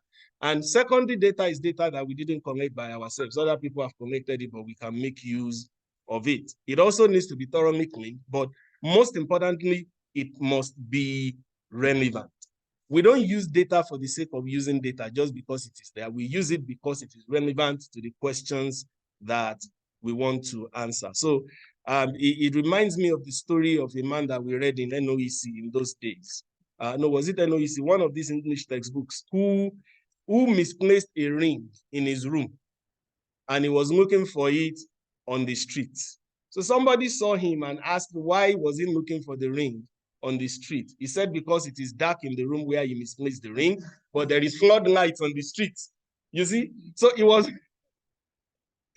looking for it in the wrong place just because the light is there. That's why they say that when you have a hammer, every problem looks like a nail, because that's what you have. If we are not careful with secondary data, what we may end up doing is try to go from data to idea, which is not good. You go from idea to data. You have a good idea, you look for data that is relevant. Not that I stumble upon this data source. Hey, this data source is good. What can we do with this data? When you work like that, there's going to be problems at a point. I'm not saying it's impossible to do. I'm only saying that it is not the best way. You need to have come to a certain level of experience and maturity as a researcher. And you need a solid set of ethical values before you can go that way without any problem. Now, there is what we call the data value chain. Again, this is something that Dr. Sonny touched when he was presenting. So I will emphasize the other part of this slide, which is the fact that all empirical research solves one or more of 6 types of problems. And if you think about any empirical research you have done in the past, you will see that the question you are trying to answer has to be one of these 6. It's either you're trying to make a prediction. So because wherever we found A, we also found B. What does that tell us about the relationship between A and B? All right? You may also be categorizing. these people are poor because they spend below $2 a day, and so on and so forth. And it has to be done well. By the way, I was telling somebody 2 days ago that I think that is a statistic that should have been revised by now. In today's Nigeria, if somebody can afford to spend 2,000 naira on a daily basis, okay, think about a family of 4. That means in that family, how much are they spending per day then? 8,000 naira. Do we still call that kind of family poor in this context? Or every day? Do you know what that means? 30 days in a month, they are spending 240,000 naira. How many civil servants even earn that, even earn that much? You see, this is what spending $2 a day means, actually. And when people spend below that, we call them poor. The problem is that is not a very well contextualized division, what do you call it? Definition. Okay, I don't want us to digress too much into that conversation, but the point is, some of our research could be categorizing. Sometimes we're looking for outliers, okay, in our research. Who does better than the rest? Why are they doing better? And so on and so forth. Or we may be trying to identify themes or discover connections or relationships, or just looking for patterns. In most cases, you know, all of the research methods that we use, regression, structural equation modeling, and so on and so forth, they connect to one or more these types of approaches. And I think once we understand these kinds of problems, it becomes easy for us to relate with the data value chain, which implies that we collect the right data, we store it properly, we analyze it, and then go from there to intelligence. So that takes me to high quality data sources, which is the second part. Now, a lot of the material in this section is built upon a 2022 paper that I wrote based on my experience after several years of surveys in Africa. The chapter, the preprint version of the chapter is available on ResearchGate. So when you have access to the slides, you can click on that link. It takes you to the preprint version. In case you don't find it, you can search for the title on ResearchGate. Now, let's start with the general thoughts on surveys. A lot of what we do, you saw that on one of my previous slides, relies on surveys, particularly in social science research. There are 2 broad types of surveys. There are administrative surveys and there are micro surveys. You see their characteristics on the screen. I'm a big fan of administrative surveys. Unfortunately, in a country like Nigeria, or as a matter of fact, in many developing countries, we do poorly with administrative surveys, very poorly with administrative surveys. Most of the time, we rely so much on micro surveys. Now, one of the biggest problems of a micro survey is if you look at the scale row, you will see that their scale is very small and they have fewer observations. More often than not, they are collected by individuals or small teams, as against administrative surveys that are collected by governments or donors or development partners. For those of us who may have been following the news in the political space, Mr. President recently inaugurated a new tax committee headed by Taiwo Oyedele, who has many years of experience from PwC, I think. And in his what do they call it? His first speech as the chair of that committee, in his inaugural speech, thank you, sir. In his inaugural speech, he was saying that government should not rush to achieve results. Just give it time, but your starting point should be to collect administrative data. We have NIN, we have, what is it again that we have? We have the national identity, this thing, okay? Sorry, we have NIN, we have BVN. So he said what you do is link people's NIN to their BVN and make life difficult for them, make it difficult for them to engage in economic transactions. By the time you do that for 2 to 3 years, you have everybody captured in the NIN system. And then on the basis of that, because the NIN is connected to their BVN, you can track the volume of their banking transactions. And that way, you can begin to ask them questions after about 3 or 4 years. Oga, in the last 3 years, the volume of transactions through your bank account was so much. This was how much tax that you paid. Please come and explain. Now, only government has the power to do that. And that is done on the basis of administrative surveys. In fact, we may not even call them surveys. They are like censuses, okay? But the data on the Federal Civil Service payroll, that's an example of administrative data. If you want to do research on tax mobilization and things like that, and you get access to data like that, it is gold standard. It is a gold mine. Compared to if you want to go around the country and you want to be asking individuals, how many people can you ask? You see, so administrative surveys are very powerful, but the problem is they are also very expensive and they are, costly to manage, expensive to collect, very costly to manage, which is why having a data management system as an organization is very, very important. So for instance, on a personal level, I envision a situation where university departments have a data repository that postgraduate students can deposit their primary survey data whenever they collect it for the coming generations. Of course, there's the concern that Dr. Onifade raised the other time. You spend your money to collect this data, but there could be an embargo period. So you deposit this data, nobody can have access to it except you for 2 to 3 years, and afterwards other people can have access. Believe me, this will save our postgraduate students a lot of time. Now, you can bear me witness, many times our postgraduate students survey questionnaire, master's, PhD, could be 10, 12, 15 pages of questionnaire. Sometimes you have 100, 150 variables. In writing the PhD thesis or master's thesis, how many variables do they use in reality? Maybe 50% of this. What happens to the remaining 50%? That remaining paper, that's why you have 2 or 3 additional years. You can write all the paper you want to write. The point, I'm not saying that is the perfect solution. I'm just thinking out loud. The point I'm making is having a system to manage our data, I think, is very, very crucial. So having said that, I want to show some examples of high quality data sources. I will try to make this quick because these are things that we can check on our own. So I will just introduce the source and then say 1 or 2 things about the particular source. But let me preface everything we're going to say there by mentioning that this is the standard that we should aim for as individuals and as organizations. So the first one I'd like to highlight is the World Bank Enterprise Surveys, which many of us might know about. For many years, the World Bank has been funding surveys on the private sector in many countries.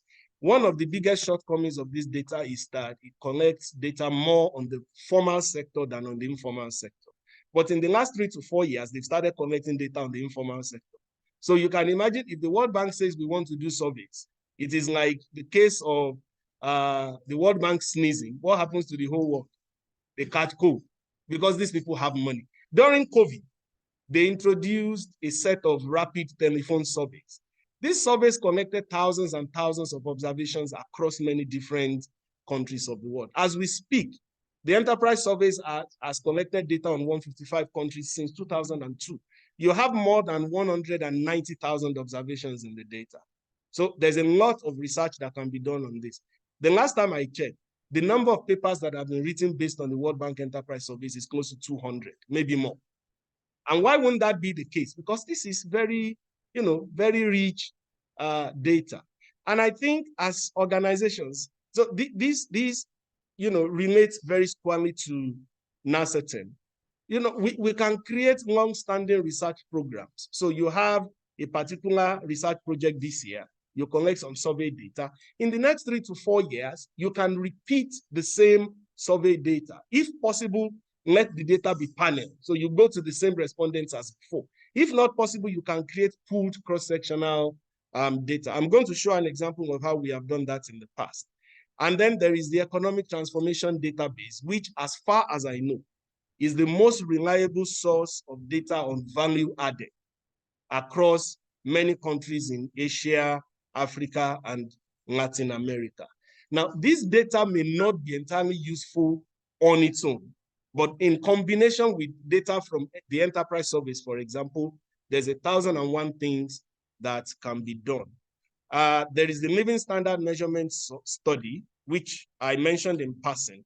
The surveys, the COVID-19 surveys that the World Bank did was a component of the Living Standards Measurement Study. And what the LSMS does is to collect data on the living standards in more than 40 low and middle income countries. I've worked on this data before, so I have a fairly good idea of how rich and how comprehensive it is. You can use this data to answer questions on household welfare, on time use, on determinants of household size, and so on and so forth. And you have thousands and thousands and thousands of observations. And then there's the Global Entrepreneurship Monitor, which again, I'm sure that many of us are familiar with. Unfortunately, until now, I don't think that GEM has data from Nigeria more than maybe 1 or 2 rounds. I think 1 round, yeah. And that's because it is like a consortium, okay, of institutions. And you have to pay, the last time we checked, you have to pay like 10,000 euros, I think, to join the consortium. They are not paying you to collect data, but you are getting access to their network and to their visibility. So if you join that consortium, you collect your own data using their methodology, okay? And then you put it on the repository, and you have exclusive access to your own data and data from more than 120 other countries for a period of time before other people can have access. So you can do, comparative analysis based on more than 120 countries. And right now, the adult population survey in the GEM has more than 3.6 million observations. You know, one of the reasons why we need to think about this and aspire to that level is because more often than not, reviewers and editors will forgive minor flaws in research and give you a second chance if your data is very highly credible. So imagine you present the results of analysis based on more than 3 million observations. Everybody wants to help you to make the best of that data.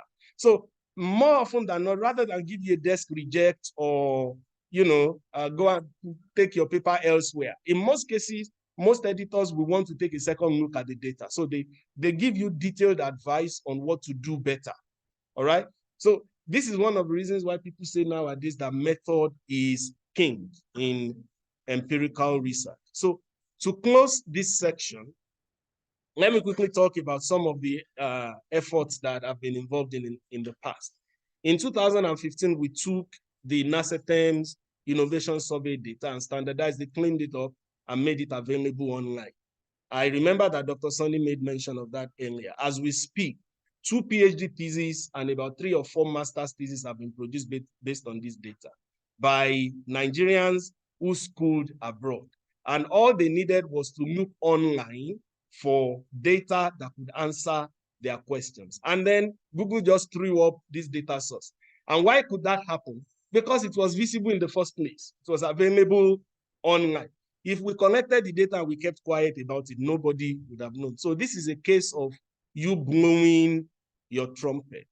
You know, we complain a lot these days about helicopter research, that people come into developing countries, collect data, and they just go away to do whatever they want to do with the data. I think one of the ways by which we can begin to address that situation is to collect the data that tells our story the way we want it to. As we speak, we're working on the latest round of the survey. The data cleaning has been completed. We're now currently writing the paper that will support it, the metadata, so that we will have an additional round. This round that is available online has data from 2 waves of the survey. We're adding a 3rd survey. And then in 2021, when we finished a particular project that assessed the social science research system in Nigeria, what we did was to finish the data, we put it on Mendeley data, and then we wrote a paper published in Data in Brief. So if you want the data, once you have the slides and you just click on that link, it will take you to the data source. We did the same thing with data sets on entrepreneurial characteristics of undergraduates in Nigeria. That data set has data on more than 12,000 undergraduates. As far as I know, it is the largest data set on undergraduate entrepreneurial interest, as far as I can tell. And there have been a number of papers not affiliated with us at all that have been written based on this data set. And presently, we're working on another data set that has close to 100,000 observations. Now, some of these data sets were not created overnight. They were created as part of a research program. For example, that third one, we had a first round of data from 2005 to 2007. Then we repeated the survey in 2009, repeated it again in 2016, I think. No, 2014, and then 2016, and then 2020-21. Okay? So this is what I meant by us trying to create research programs the other time. So not just stopping. And this is something that we can do as an individual. When you finish your PhD or your master's or whatever research project you are doing, you can always go back to the field and collect some additional data to beef it up. Now, having said that, I would like to go quickly to show, we have collected the data, we know how to manage it. How do we select the appropriate statistical tools for analysis? Again, this is based on a piece that is openly available online. Now, I'd like to start by casting your mind back to the 6 types of problems that we try to solve in empirical research. Can we identify all the 6? Do we remember? Okay, what are these? No, I said all the 6. You said yes. Okay, let's go one by one. One of it is what? Pattern recognition. That's correct. Yes. Categorization. Categorization, prediction. Can we say and so on and so forth? Yes. At least we have a very good idea, and so on and so forth. So on the basis of those 6 types of problems, I want to show you 4 standard protocols, for determining what kind of statistical tool to use.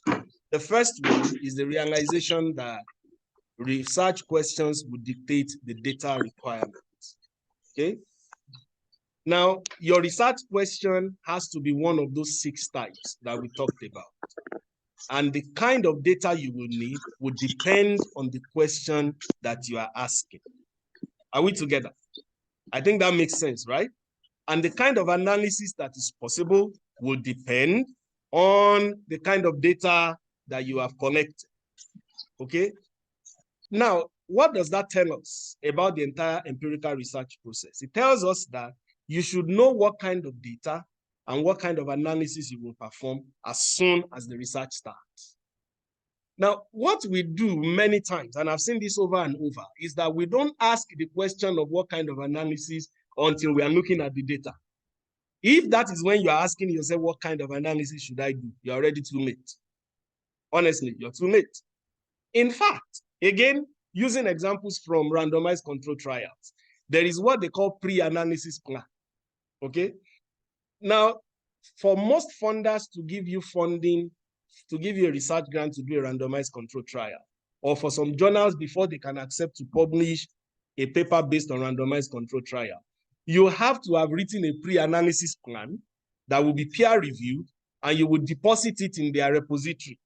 So when you finish your research, remember, you've not even done anything. Okay? Your pre-analysis plan would include the kind of variables you want to use and so on, and what kinds of analysis you want to perform. Okay? And it is peer-reviewed, so everybody knows this is what this guy says he wants to do. So when you finish your research and you write your paper and you submit, you are supposed to refer to the pre-analysis plan. Go and check what I said I would do is in fact what I did. And reviewers will go and check.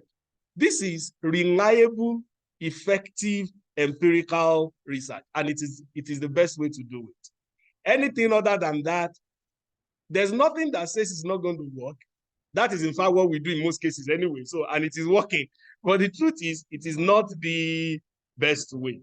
The best way is think through the process from the beginning. And then number 2, the second component of the protocol is when you have data, the nature of the dependent variable dictates the statistical test. Now, not just that will be performed, but that will be meaningful. Now, I remember during my PhD days, there's something that a professor of statistics told us. He said, if you torture the data long and hard enough, it will confess. It means that whatever you want the data to say to you, at some point, it will say it. The question is, that answer that the data is giving you, is it meaningful? So we want to aim for meaningful results. And for that to happen, we must look at the nature of the dependent variable that we have. So data can be measured across 4 different kinds of categories. I'm sure we know all of that: nominal, ordinal, interval, and ratio. What you can do with each kind of data depends on the nature of that data.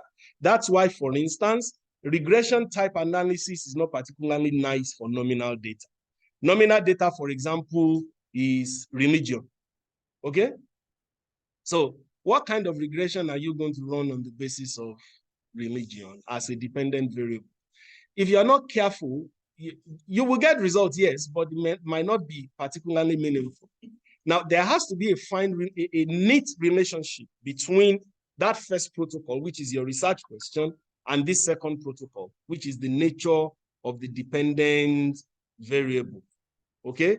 I cannot perform analysis that compare, different items on a religion scale as if they were numbers. So, for example, I have a scale that says, what is your religion? Islam, Christianity, traditional, others. Okay? I then want to perform an analysis that, that checks what are the predisposing factors to each type of religion. Why do people practice one type of religion and not the other? And then I run an ordinal regression. Does that make sense? An ordinal regression, does it make sense?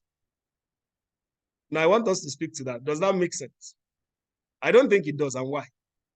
Why doesn't it make sense?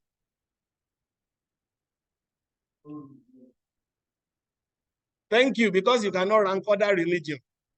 You cannot say Christianity is number 1, Islam is number 2, and because Islam is number 2 in our rank, Islam is twice as heavy as Christianity, because 2 times 1 is equal to 2.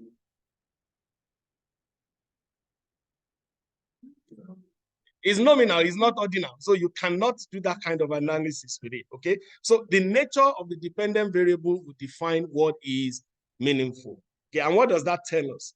We need a proper understanding of the kind of variables that we are dealing with. And what is the easiest way to understand your variables? It is by checking their distribution.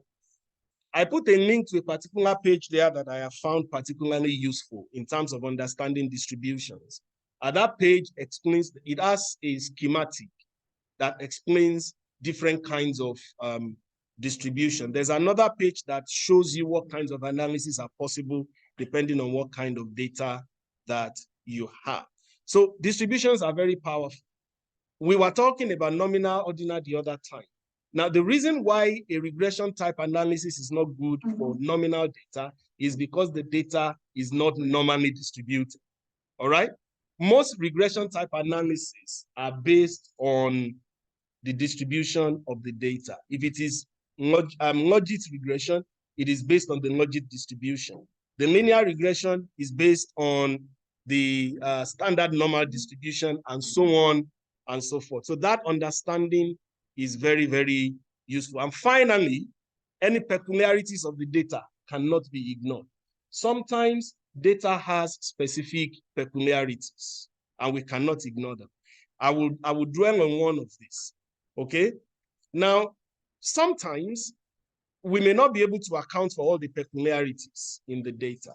All we need to demonstrate is a certain kind of humility, okay? To say that, okay, I know that my data has these challenges. To the best of my ability, I have tried to deal with it, but this is the best I can do, okay?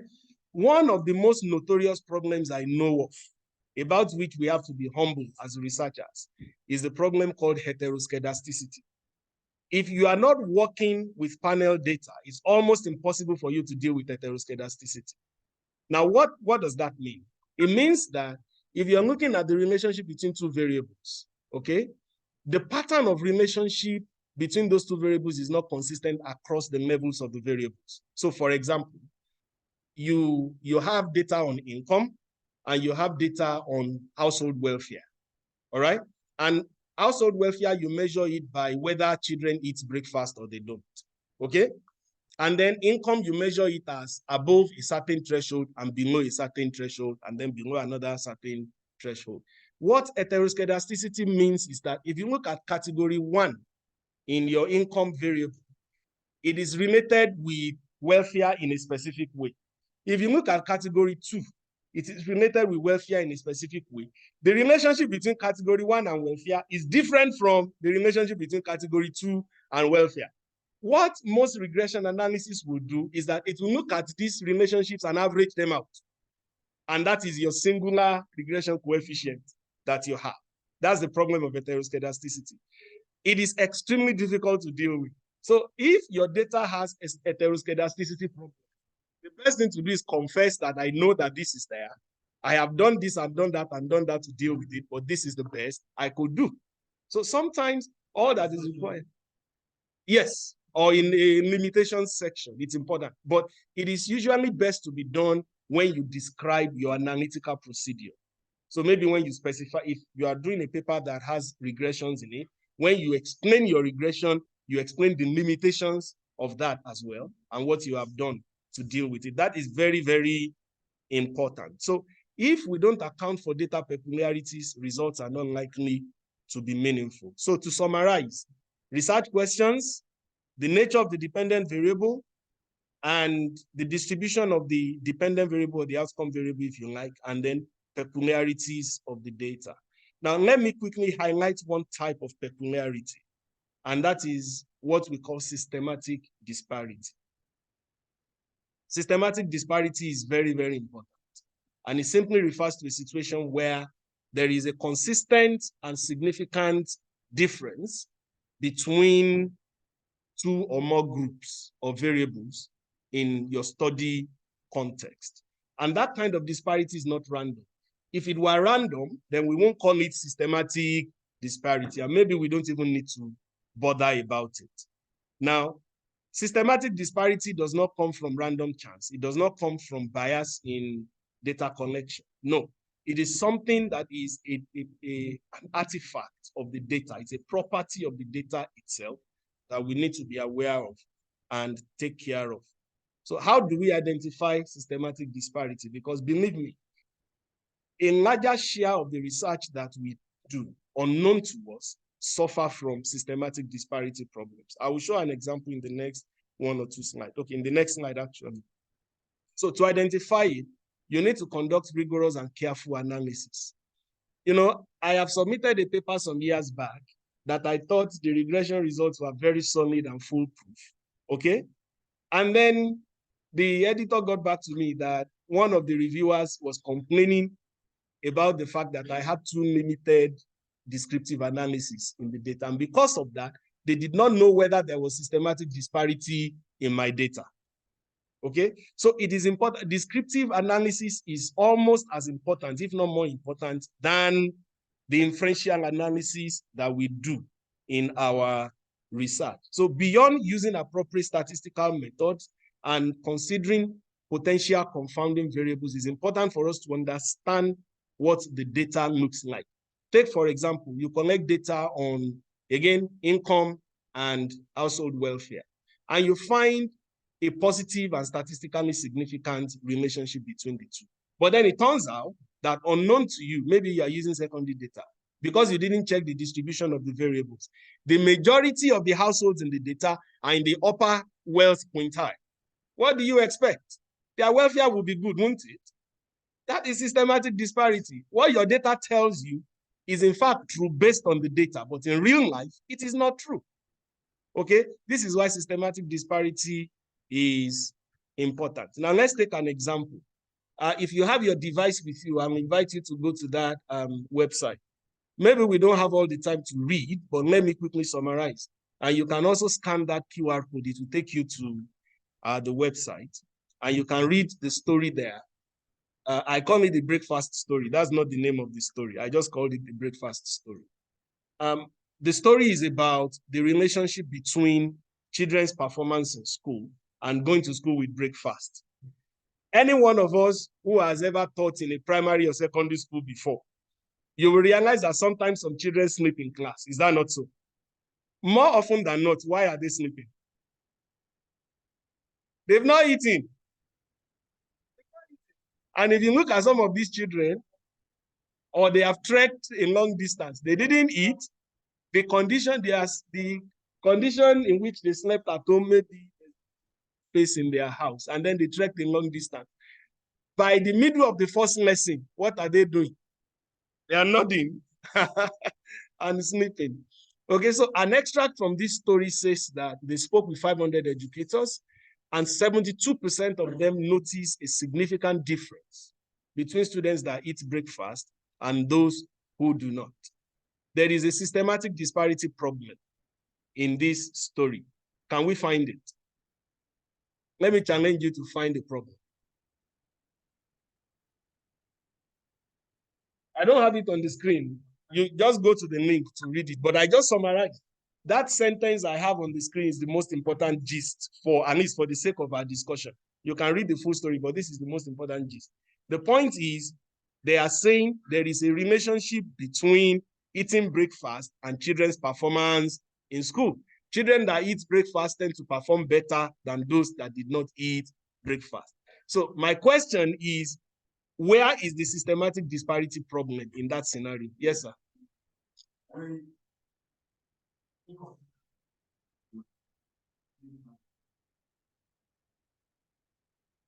How do you mean? Economic background, how? The type of breakfast, whether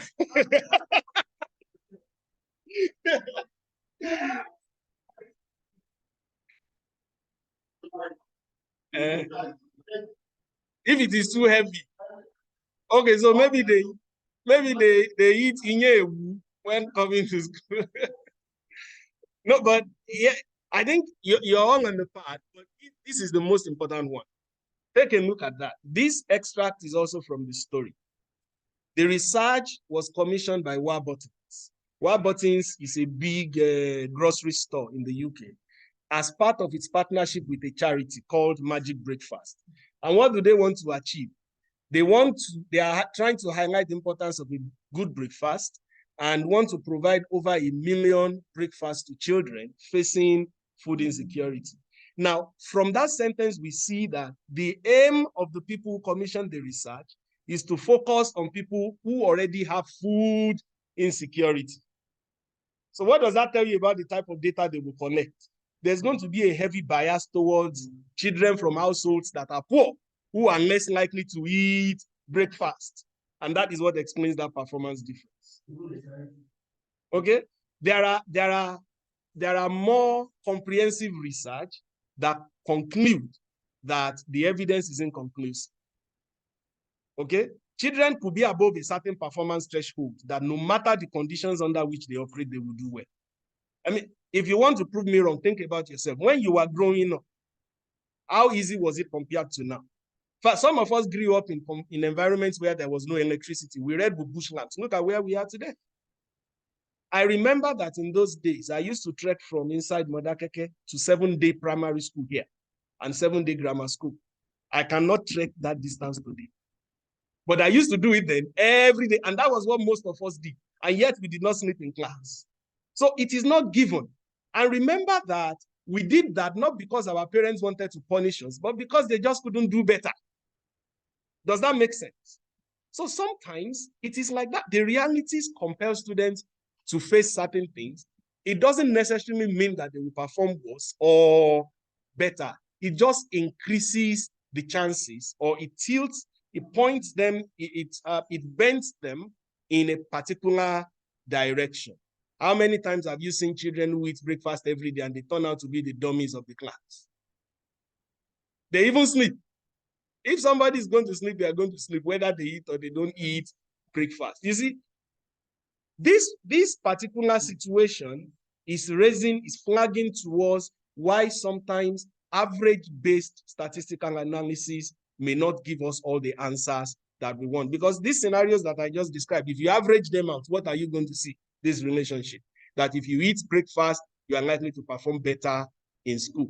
There are studies that claim that. There are studies that claim the reverse. So the long and short of it is, the research is inconclusive, like the election of one state in those days. All right. So, and then the point that Dr. Rewame raised the other time is also crucial. It ignores a particular component, that household income predicts probability of a breakfast. That was not part of the story. So why should we bother about systematic disparity? We've said a lot about that, but what can we do about it? It's always good to do mixed methods. And we cannot overemphasize this. If we are looking for research grants these days, it is very, very important to engage in multidisciplinary research and multi-methods research. This is very, very important. Mixed methods will help us to identify systematic disparities and deal with it. And then we need solid conceptual clarity, knowing what exactly we want to measure and how we're going to measure it. And also refining our population. You know, sometimes a disparity or the phenomenon we want to measure will hide in a small section of the population. If your sample does not cover that part of the population, you are wrong before you even start. Does that make sense? Take, for example, in countries where Black people are not indigenous. So, for example, take in the US. The population of the US comprises, I think, less than 5% Black people, okay?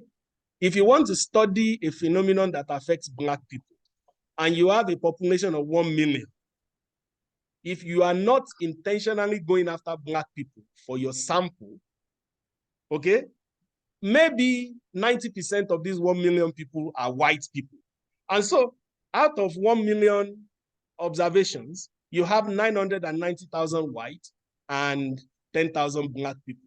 And then you compare them. What exactly do you expect?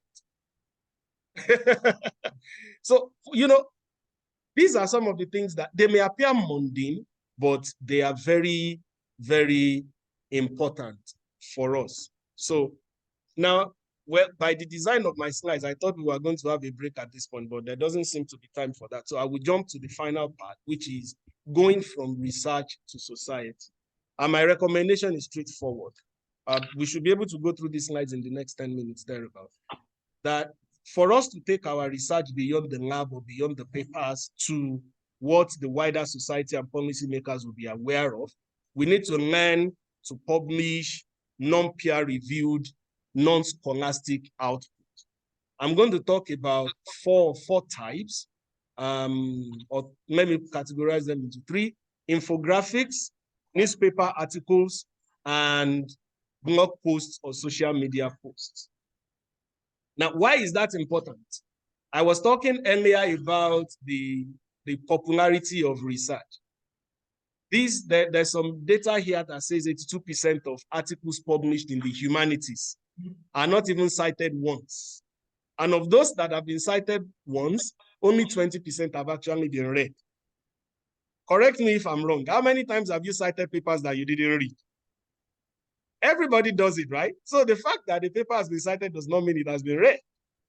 So I don't want to say nobody reads research, but we will be in an echo chamber if all we do as researchers is to just publish research articles. We're just talking to each other. Now, there's a lot more statistics there that I will leave you to read when you have access to the slides. But there was something a gentleman who wrote a blog post that tickled me, that struck me. He said this blog will be read by far more readers than the typical meticulously researched paper that I wrote in my academic prime.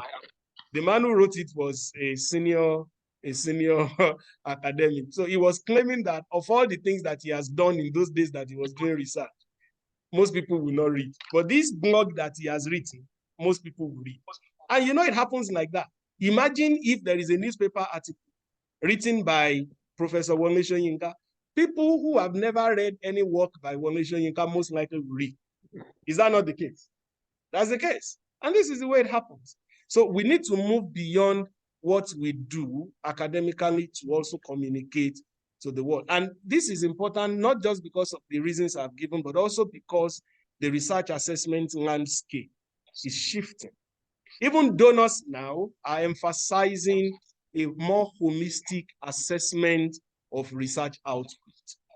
If you look at most funders in the UK, for example, literally all the research councils in the UK now demand what they call a narrative CV.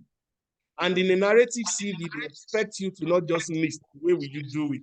Education, PhD this year, that university, that one, that year, that university. No, they want you to write prose, a story. How have you contributed to knowledge?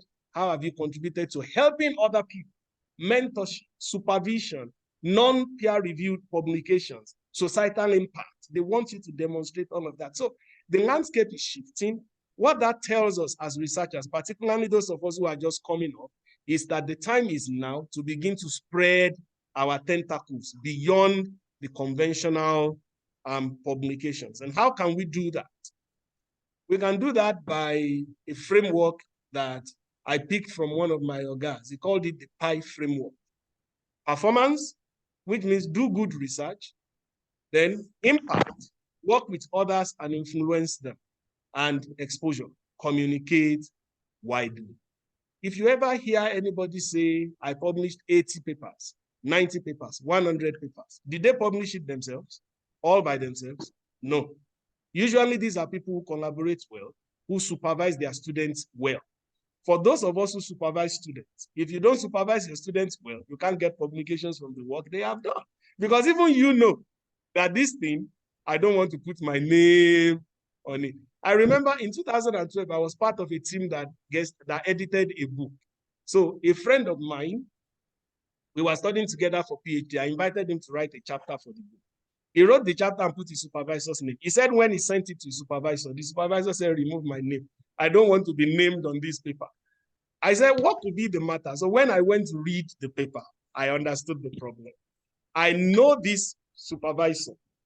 I know the quality of work he does. And so when I compare what that friend of mine gave me with the profile and the nature of the work of this supervisor that I knew, I saw that they were, worlds apart.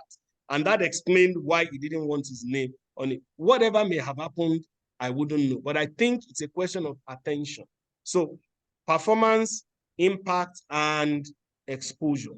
We don't just do the research, we communicate widely. And then I highlight a number of ways that we can do that. So what are the ways in which we can make our research more accessible? We have to understand that accessibility has keys. Our content needs to be visually appealing. Now we're no longer talking about just research articles, but other things. The content must be easy to understand, must be relevant to the interest of the audience. And we have to do our research very well, understand the topic very well, know the audience that you are writing for. In this case, you are writing for a policy or a public audience. Nobody understands regression coefficients. In a blog post, do not go around and be putting regression coefficients, or in a newspaper article. Nobody will understand what you're talking about, okay? And you see, sometimes what separates between men and boys is your ability to write for the general audience as a researcher. How well can you communicate what you have done? It has been said that if you cannot explain your research to your grandmother in the village, then you don't know it. It is that simple. Some will claim that if you can't explain it to a 4-year-old, I don't know why they are using a 4-year-old as if 4-year-olds are stupid. They don't understand anything. I don't know. But the point is, you have to understand it so well that you can explain it to people who are not experts. And proofreading is very, very crucial. And if you put research on social media, construct it properly, and over time, every one of us can work towards building a brand. There are some names that if I mention them now, for those of us who are active on certain platforms, you will probably know the name. There is a gentleman called Ndubuisi Ekekwe. Who knows that name? Why do you know his name? It's because he has crafted a brand on social media by himself. The other day, he was awarded by LinkedIn as one of the top influencers on LinkedIn from Africa. And what does he do? He posts on almost everything, anything on a daily basis. And he doesn't just write, he writes on things that he understands. It is as they say, the sky is wide enough. You can carve a niche for yourself and talk about these things on a daily basis. If you can't do it on a daily basis, do it once a week, do it once a month. And it doesn't take long before people associate you with the content. Now, it is a behavioral thing. In psychology, you remember, we studied this in primary school biology. Secondary school biology. This Pavlov experiment that when he rang the bell, he would feed the dog. It came to a point that when he rang the bell, he was no longer feeding the dog. But what was the dog doing? It will expect food and will salivate. So if people visit your WhatsApp status today, they find something of a certain type. Tomorrow, they find the same thing. Next week, they find the same thing. By the week after that, what are they looking for? That same thing. Is that not the case? So you can pick one statistic and explain the meaning, put it on your WhatsApp status, put it on Twitter. Over time, you drive traffic to yourself. What are you doing? You are creating a personal brand. And listen, when journalists are looking for news and experts to comment on news, they don't look in journal articles. They look on social media, they look in newspapers. If you are not there, you are not there. It doesn't matter how much of an expert you are. And I think this is very, very important. And when you design your social media profile, don't just put anything. Some of us, when we look at our social media profile, even we don't like it, let alone other people. Now, I'm not saying that everybody must be present on social media. The point I am making is that this is just one way by which we can make ourselves more visible and create a plan for it and understand, measure the content. There has to be monitoring and evaluation. Most social media platforms give you access to, what do they call this thing? Analytics. You can track how people are accessing. I have a personal website. It's built on Google. So Google gives me access. I can tell who is accessing the content, what pages they are accessing, how many minutes are they spending on the page, from which part of the country are they coming from. And on the basis of that, I can tailor my content. So this next slide specifically emphasizes, it explains how to make good infographics. I will not dwell on that, except to show a few examples of infographics that I have done in the past. And this is from a research report. Instead of just writing everything in prose, we wrote this for policymakers, so you would understand why we used a lot of images. Instead of just writing everything in prose, we decided to use some images. And when you look at these images, you will see that they are relatable. They pass the message almost immediately. And we can also spend time writing newspaper articles and blog posts by starting with a strong headline, keeping the writing clear and concise. Again, focusing on the main points. Now, here's the thing. You know, in a research article, we may be writing about one or two objectives, and then you do a lot of descriptive analysis, you explain methodology, and so on and so forth.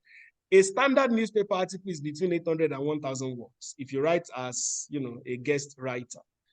Most news articles, when you look at them, they are between 300, 400, 500 words. The shorter, the better, especially if you can pass the message in a very powerful and forceful manner.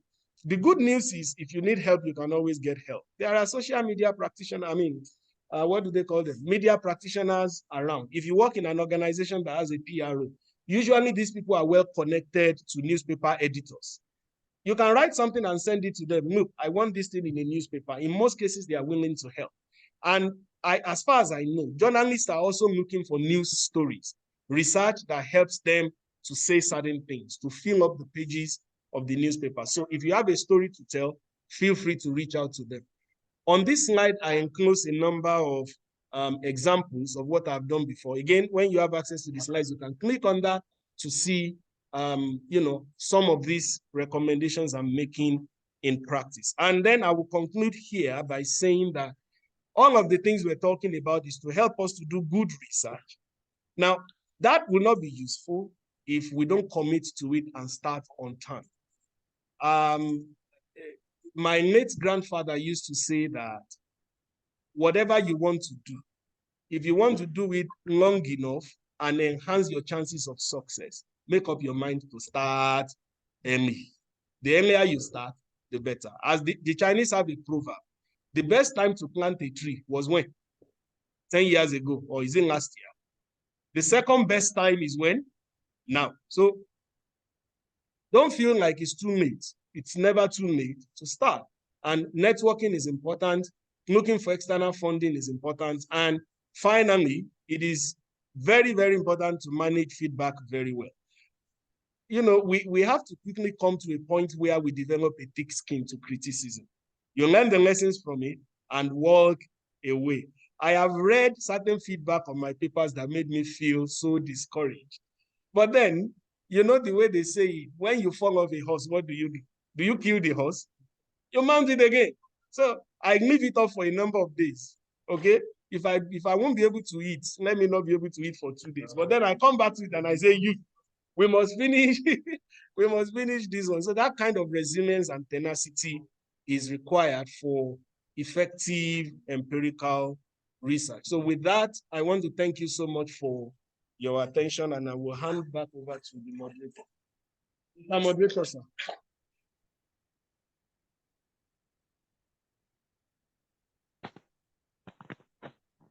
Oh, maybe you can use this one. My phone is also connected.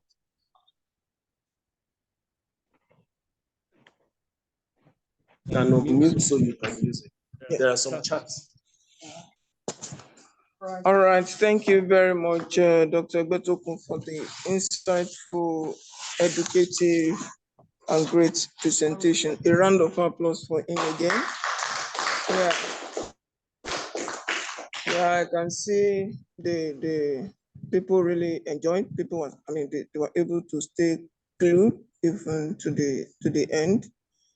Yeah, thanks, sir, for the wonderful and practical presentation coming from Mr. or Dr. Epo. You can. You need to speak sorry.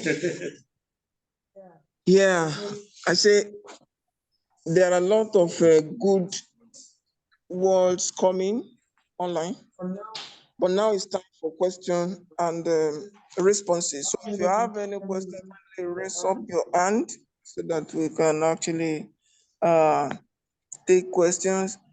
Now, do we have, for those who are on ground here? Yes, the bench. Second, Dr. Philip. Anyone else? All right, thank you very much. So I'll give you 1 minute to ask your question. So you have to be here. Thank you very much, the presenter. My question goes to this breakfast story. Have you had breakfast? I want to believe that. Yes. I want to believe that in any research, we always talk about the study area. So anybody that wants to carry out a research based on that kind of bias kind of mind will think about where to go. You can't be talking about breakfast now, you go to Lekki to ask students that, did you eat breakfast? But there are some locations that we know that if you go there, you can prove your point that this number of 80% of these students had no breakfast today. Even from your mind, will have said that. And getting to the field, you might get that kind of results.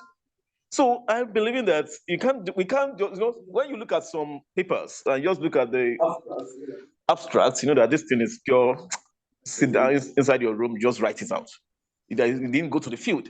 But when you look at the study area, we'll take it, okay, let me go through this paper. That the study area might prove some things. And those who want to give breakfast out, they know where to go. So I just wanted to talk about study area regarding this empirical thing. Thank you very much. Great. Let's take the second question before you respond. The bench. No, you have to wait. Thank you very much, sir.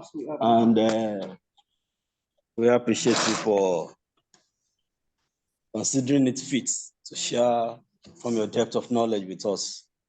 My own has to do with the publication and the newspaper and blogs aspect of the presentation. It came to my mind, at times I have some things to put down. As an early career researcher, I am convinced that putting my thoughts in research articles will be much more better for me, for my career progression, rather than putting it on the public domain. So how do I manage it?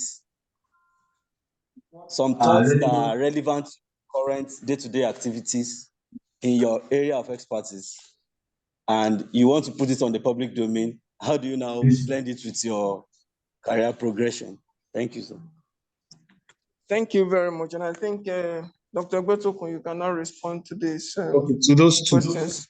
All right. Thank you very much, sir. I'll take it one after the other. The first question is about the importance of study area. And I have to say that I agree with you completely. Study area is very, very important. And I think that is the whole point of my discussion about systematic disparity. You know, at a point I was mentioning the relative proportion of the population wherein you expect to find the phenomenon you want to measure versus the overall population. You have to go to the right share or the right portion of the population. But in doing that, we need to be very careful because, for instance, the illustration you give would lead to potential bias.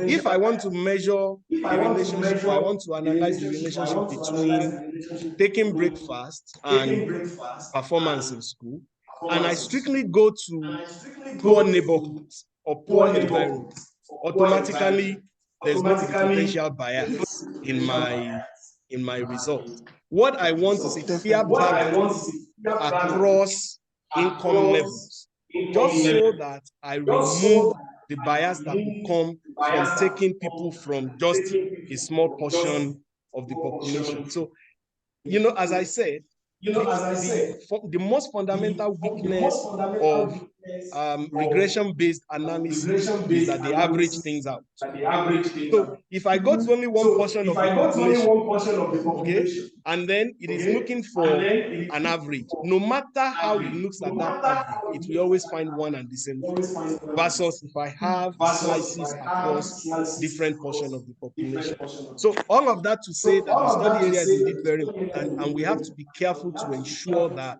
our study area is chosen in a way that we do not exclude the phenomenon we want to study, but at the same time, we do not go to an area where that phenomenon is always present.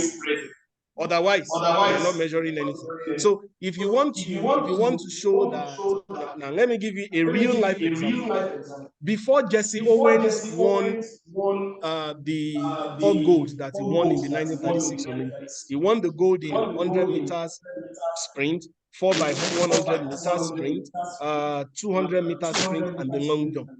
The general belief was that Black people, because we are tall and sometimes our women are quite hefty, you know, this was in the slave trade era. So because of that, our bones are dense, not hollow, so we cannot move. That was the general belief. And where did that belief come from? It came from the slave plantations where they were rearing human beings like animals, feeding them just so that they could use them as if they were beasts of burden.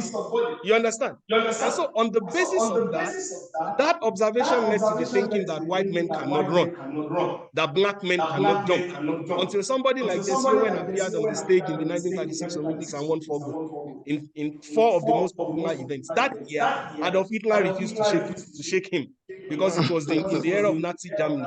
Germany hosted that Olympics. You can read the news. Go and confirm, like somebody used to say. I mean, how does it say? Go and verify. Go and verify. Now, what led to that bias? It is because they looked at a small portion of the population where a particular behavior is always present. And then they say, they generalize that behavior to everybody that had that attribute. And that was wrong. If they had looked at Black people from wealthy background, looked at Black people from Africa, looked at Maasai warriors, who even in those days could run faster than some animals, I'm sure they wouldn't have come to that conclusion. Okay? Great. And then the second one, how to manage your research ideas for the purpose of your own private research versus public sharing. Now, this discussion does not, I'm not trying to argue that there is a science to it. You will notice from the way I was presenting that it's an art. You have to be able to tell the difference between what you can share immediately and what may not yet be shared. Now, let me share with you what I do on a personal level. My reading of the news, if I feel it is important enough, I can write on that. So as an expert, you can comment on the news. I just gave you one example the other day. The NUC recently completed a reviewed curriculum. The last I read, the curriculum will be implemented, I think, starting from next academic year, from September. Thank you, sir. So as an expert in ICT, for instance, you can look at that curriculum and raise some critical analysis, some critical issues. Maybe that issue is not necessarily researchable, but as an expert, you can offer a commentary. If there is a part of your observation that is researchable, you can keep that until you have done some research. So the trick is in knowing the balance. You will never be in want of things to comment about. If you open Google News now and you search for Nigeria, you will find things that you can comment about. It's not that difficult. The important thing is understanding your audience and writing what people will read. I hope that answers the question. Thank you very much. Dr. Gbetokun, for the response, we have one person online who has indicated interest to ask a question. Dr. Dayo Ogunshola, please unmute yourself and speak. Okay. Yeah. Thank you very much, sir. Dr. Gbetokun, I have a very fundamental question, because during the course of the presentation, you rightly told us that if we touch on data, data can confess. Now, before we get into a situation where we're going to touch on data, for some of us from heart and humanity field, who may not have that comparative mathematical competence to determine from the word go, what statistical analysis will be better for any research work we are doing. How is it being done in advanced work? Can we hire the services of experts from the word go to look at what I want to study, look at my research questions, look at some other my data gathering instrument, so that he or she will be able to advise me on the best possible statistical analysis, so that I won't have to be torturing my data going forward. Thank you, sir. I'm sorry, I didn't quite hear most of what he said. Okay, can I repeat myself, sir? Hello? The phone, this one is not louder. Okay, please, can you say again? Okay, I said, can you hear me, sir? Doctor? Yes, I can hear you now. Okay, sir. During the course of your presentation, you told us that if we touch on data, data will speak and data will confess. Now, for some of us, myself particularly, that I am not that fast in the area of mathematics or mathematical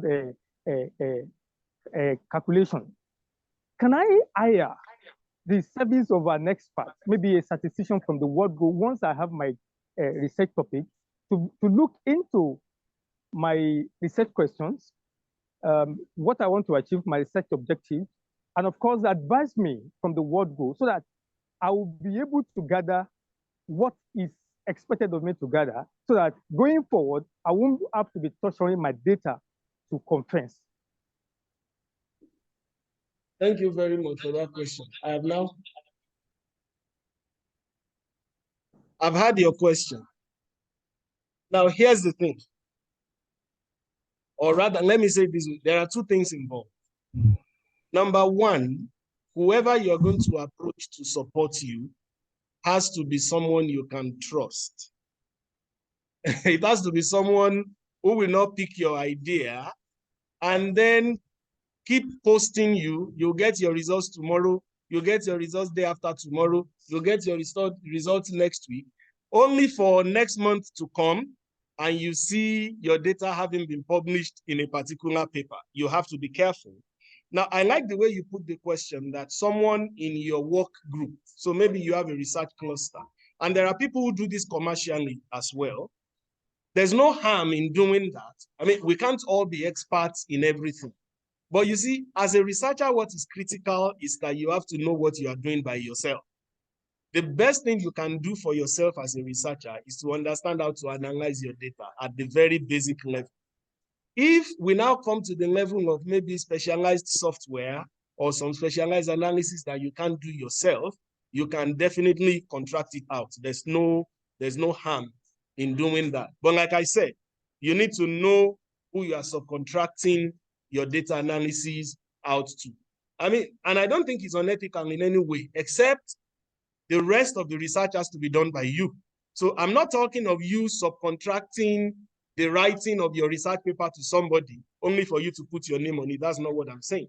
If you come to data analysis and there are things you cannot do, you can seek help, absolutely. Whether the help is paid or not paid is a different thing entirely. I mean, we all work in research teams all the time, maybe as part of a big project. There are people who specialize in the analysis of the data. Some of us may not even see what is in the data. Maybe our job is dissemination. That's all we will concentrate upon. So there's no harm in that, but the person is not doing your full research for you, and you have to be careful that this is someone who will not steal your work. I hope that answers the question. Perfectly, sir. Perfectly, sir. Perfectly. Yes, it is. Yes, it is.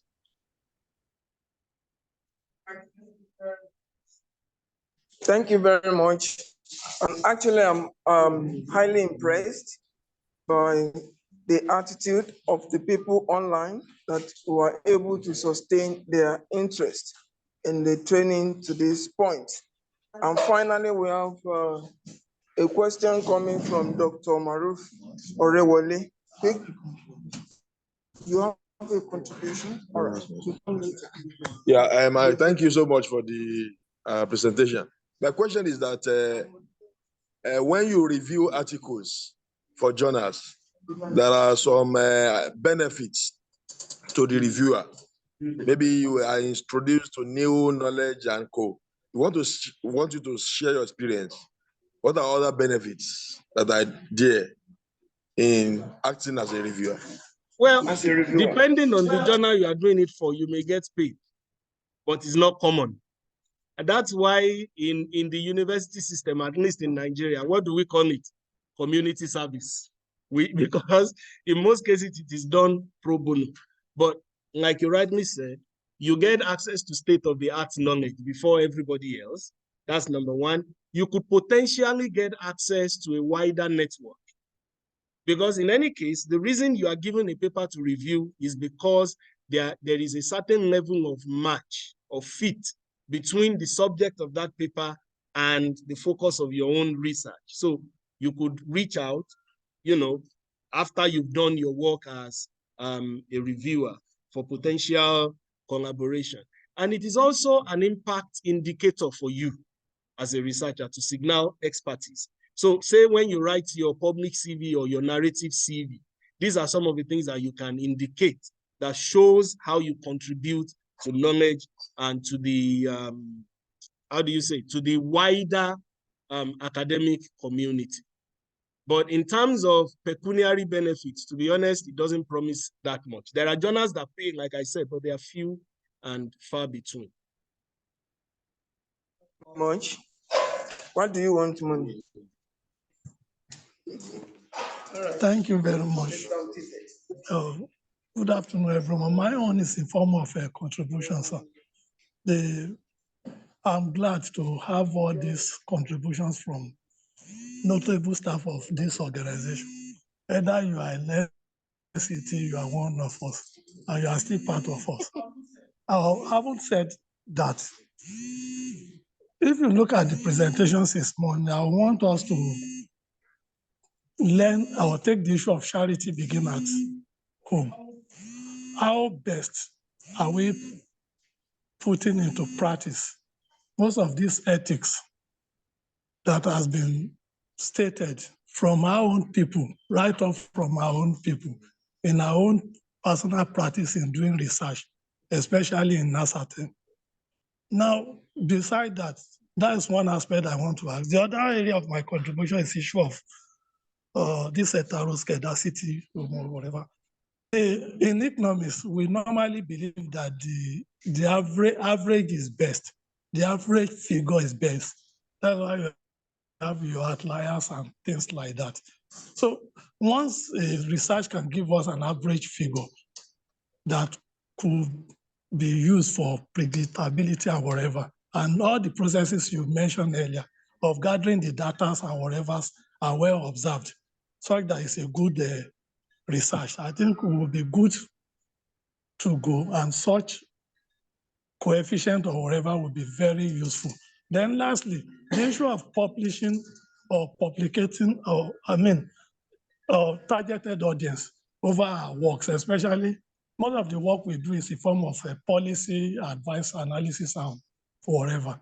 It's very, very important. It's not just about publishing these works on either the journal or even the internet.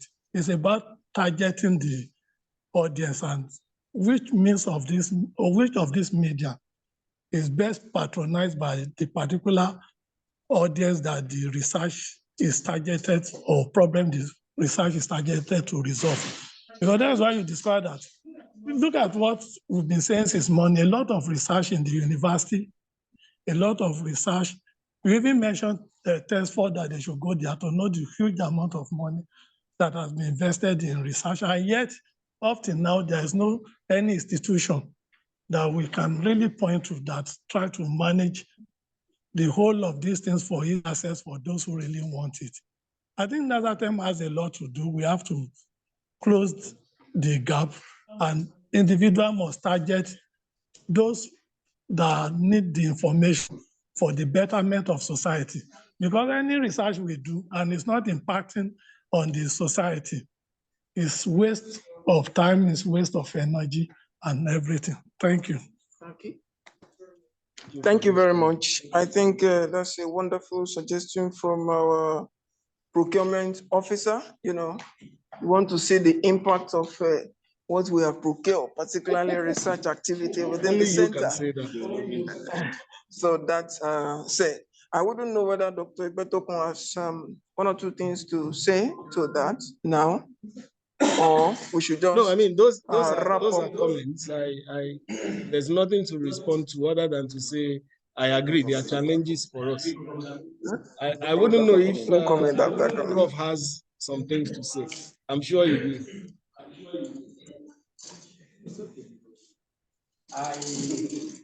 I should have something to say.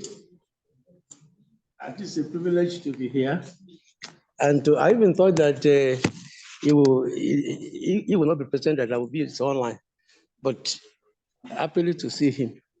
Now, I have benefited, I've gained a lot from the presentation, especially the intent transferring research to the society. And it's very gratifying to note that the intent now is that we should involve a non-conventional, non-peer review thing, because we are talking to the academics. All those things that we are suggesting now, we even rubbish them anyway. So, but not knowing that they are the real thing that will connect us to the society.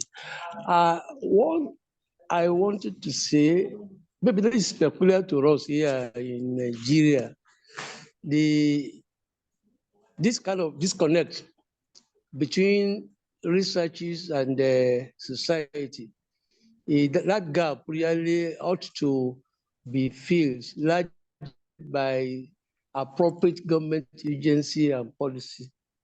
And to me, that's what is lacking. It's lacking presently.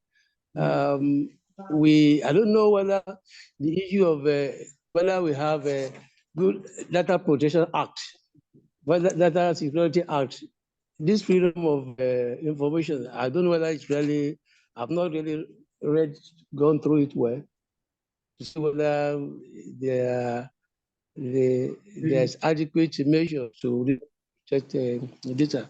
And the one thing again that I got from the presentation is that maybe that's the reason why our policy seems not to be addressing the issue because it's apology to the economists, really. The apology to them. Most of the advisors of the federal government are usually of economic background. And people I might be corrected anyway, that most of the researches are usually, the data are gotten from the World Bank. Most of it, I don't know. So you now see now that, now see the limitation of basing our conclusion on second data published by the World Bank and the like. So I think why that is that, the issue of empirical, to support it by all and sundry, including the economists and all of us, will be a good way to go. So on that note, I want to thank the organizer and the presenters for a wonderful presentation. Thank you. Thank you very much, Prof. Thank you very much, Prof. That's the voice of Professor Timothy Oyebisi from the African Institute for Science, Policy and Innovation, Obafemi Awolowo University, Ile-Ife. Our teacher, the teacher of teachers, So a round of applause for him again. Thank you very much for coming. We also have in our midst Dr. Philip Ayola. He's a friend and is a colleague as well. And of course, our teacher at the African Institute for Science, Policy and Innovation, Obafemi Awolowo University. So you are most welcome. Earlier, we had in person here, the director of the Institute, of course, because of other assignments, she wasn't able to stay with us to the end. And of course, we're able to see Dr. Ogundari as well. It was also from there. So on that note, we want to sincerely appreciate everyone. First and foremost, our Director General, the CEO, for the opportunity and the platform that he has provided for us to interact even today. And of course, we are grateful to the facilitators, the lecturers that we have today for that wonderful presentation. And of course, for the patience of, for each and everyone who has participated all through, both online and in person. So we really appreciate you.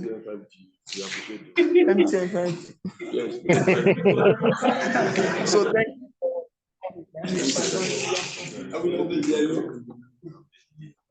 thank you. Thank you very much. We also have Professor E.T. Oyeniro in our Professor in So in our midst, from the Department of Mechanical Engineering of Obafemi Awolowo University, a round of applause for him. And we also have our brother here from Obafemi Awolowo University, I guess. No. Please speak. Okay, I am Dr. Yusuf Olayinka Shogweson from Al Hikma University, Ilorin. You are most welcome from Ilorin. So thank you very much. So it's on this note that we say thank you again, everyone, and hope to see you soon when we make the call for webinar and of course, in-person seminar at NACETEN. So I wish everyone traveling Johnny Mercies. For those online, have a great afternoon. Thank you. We cannot.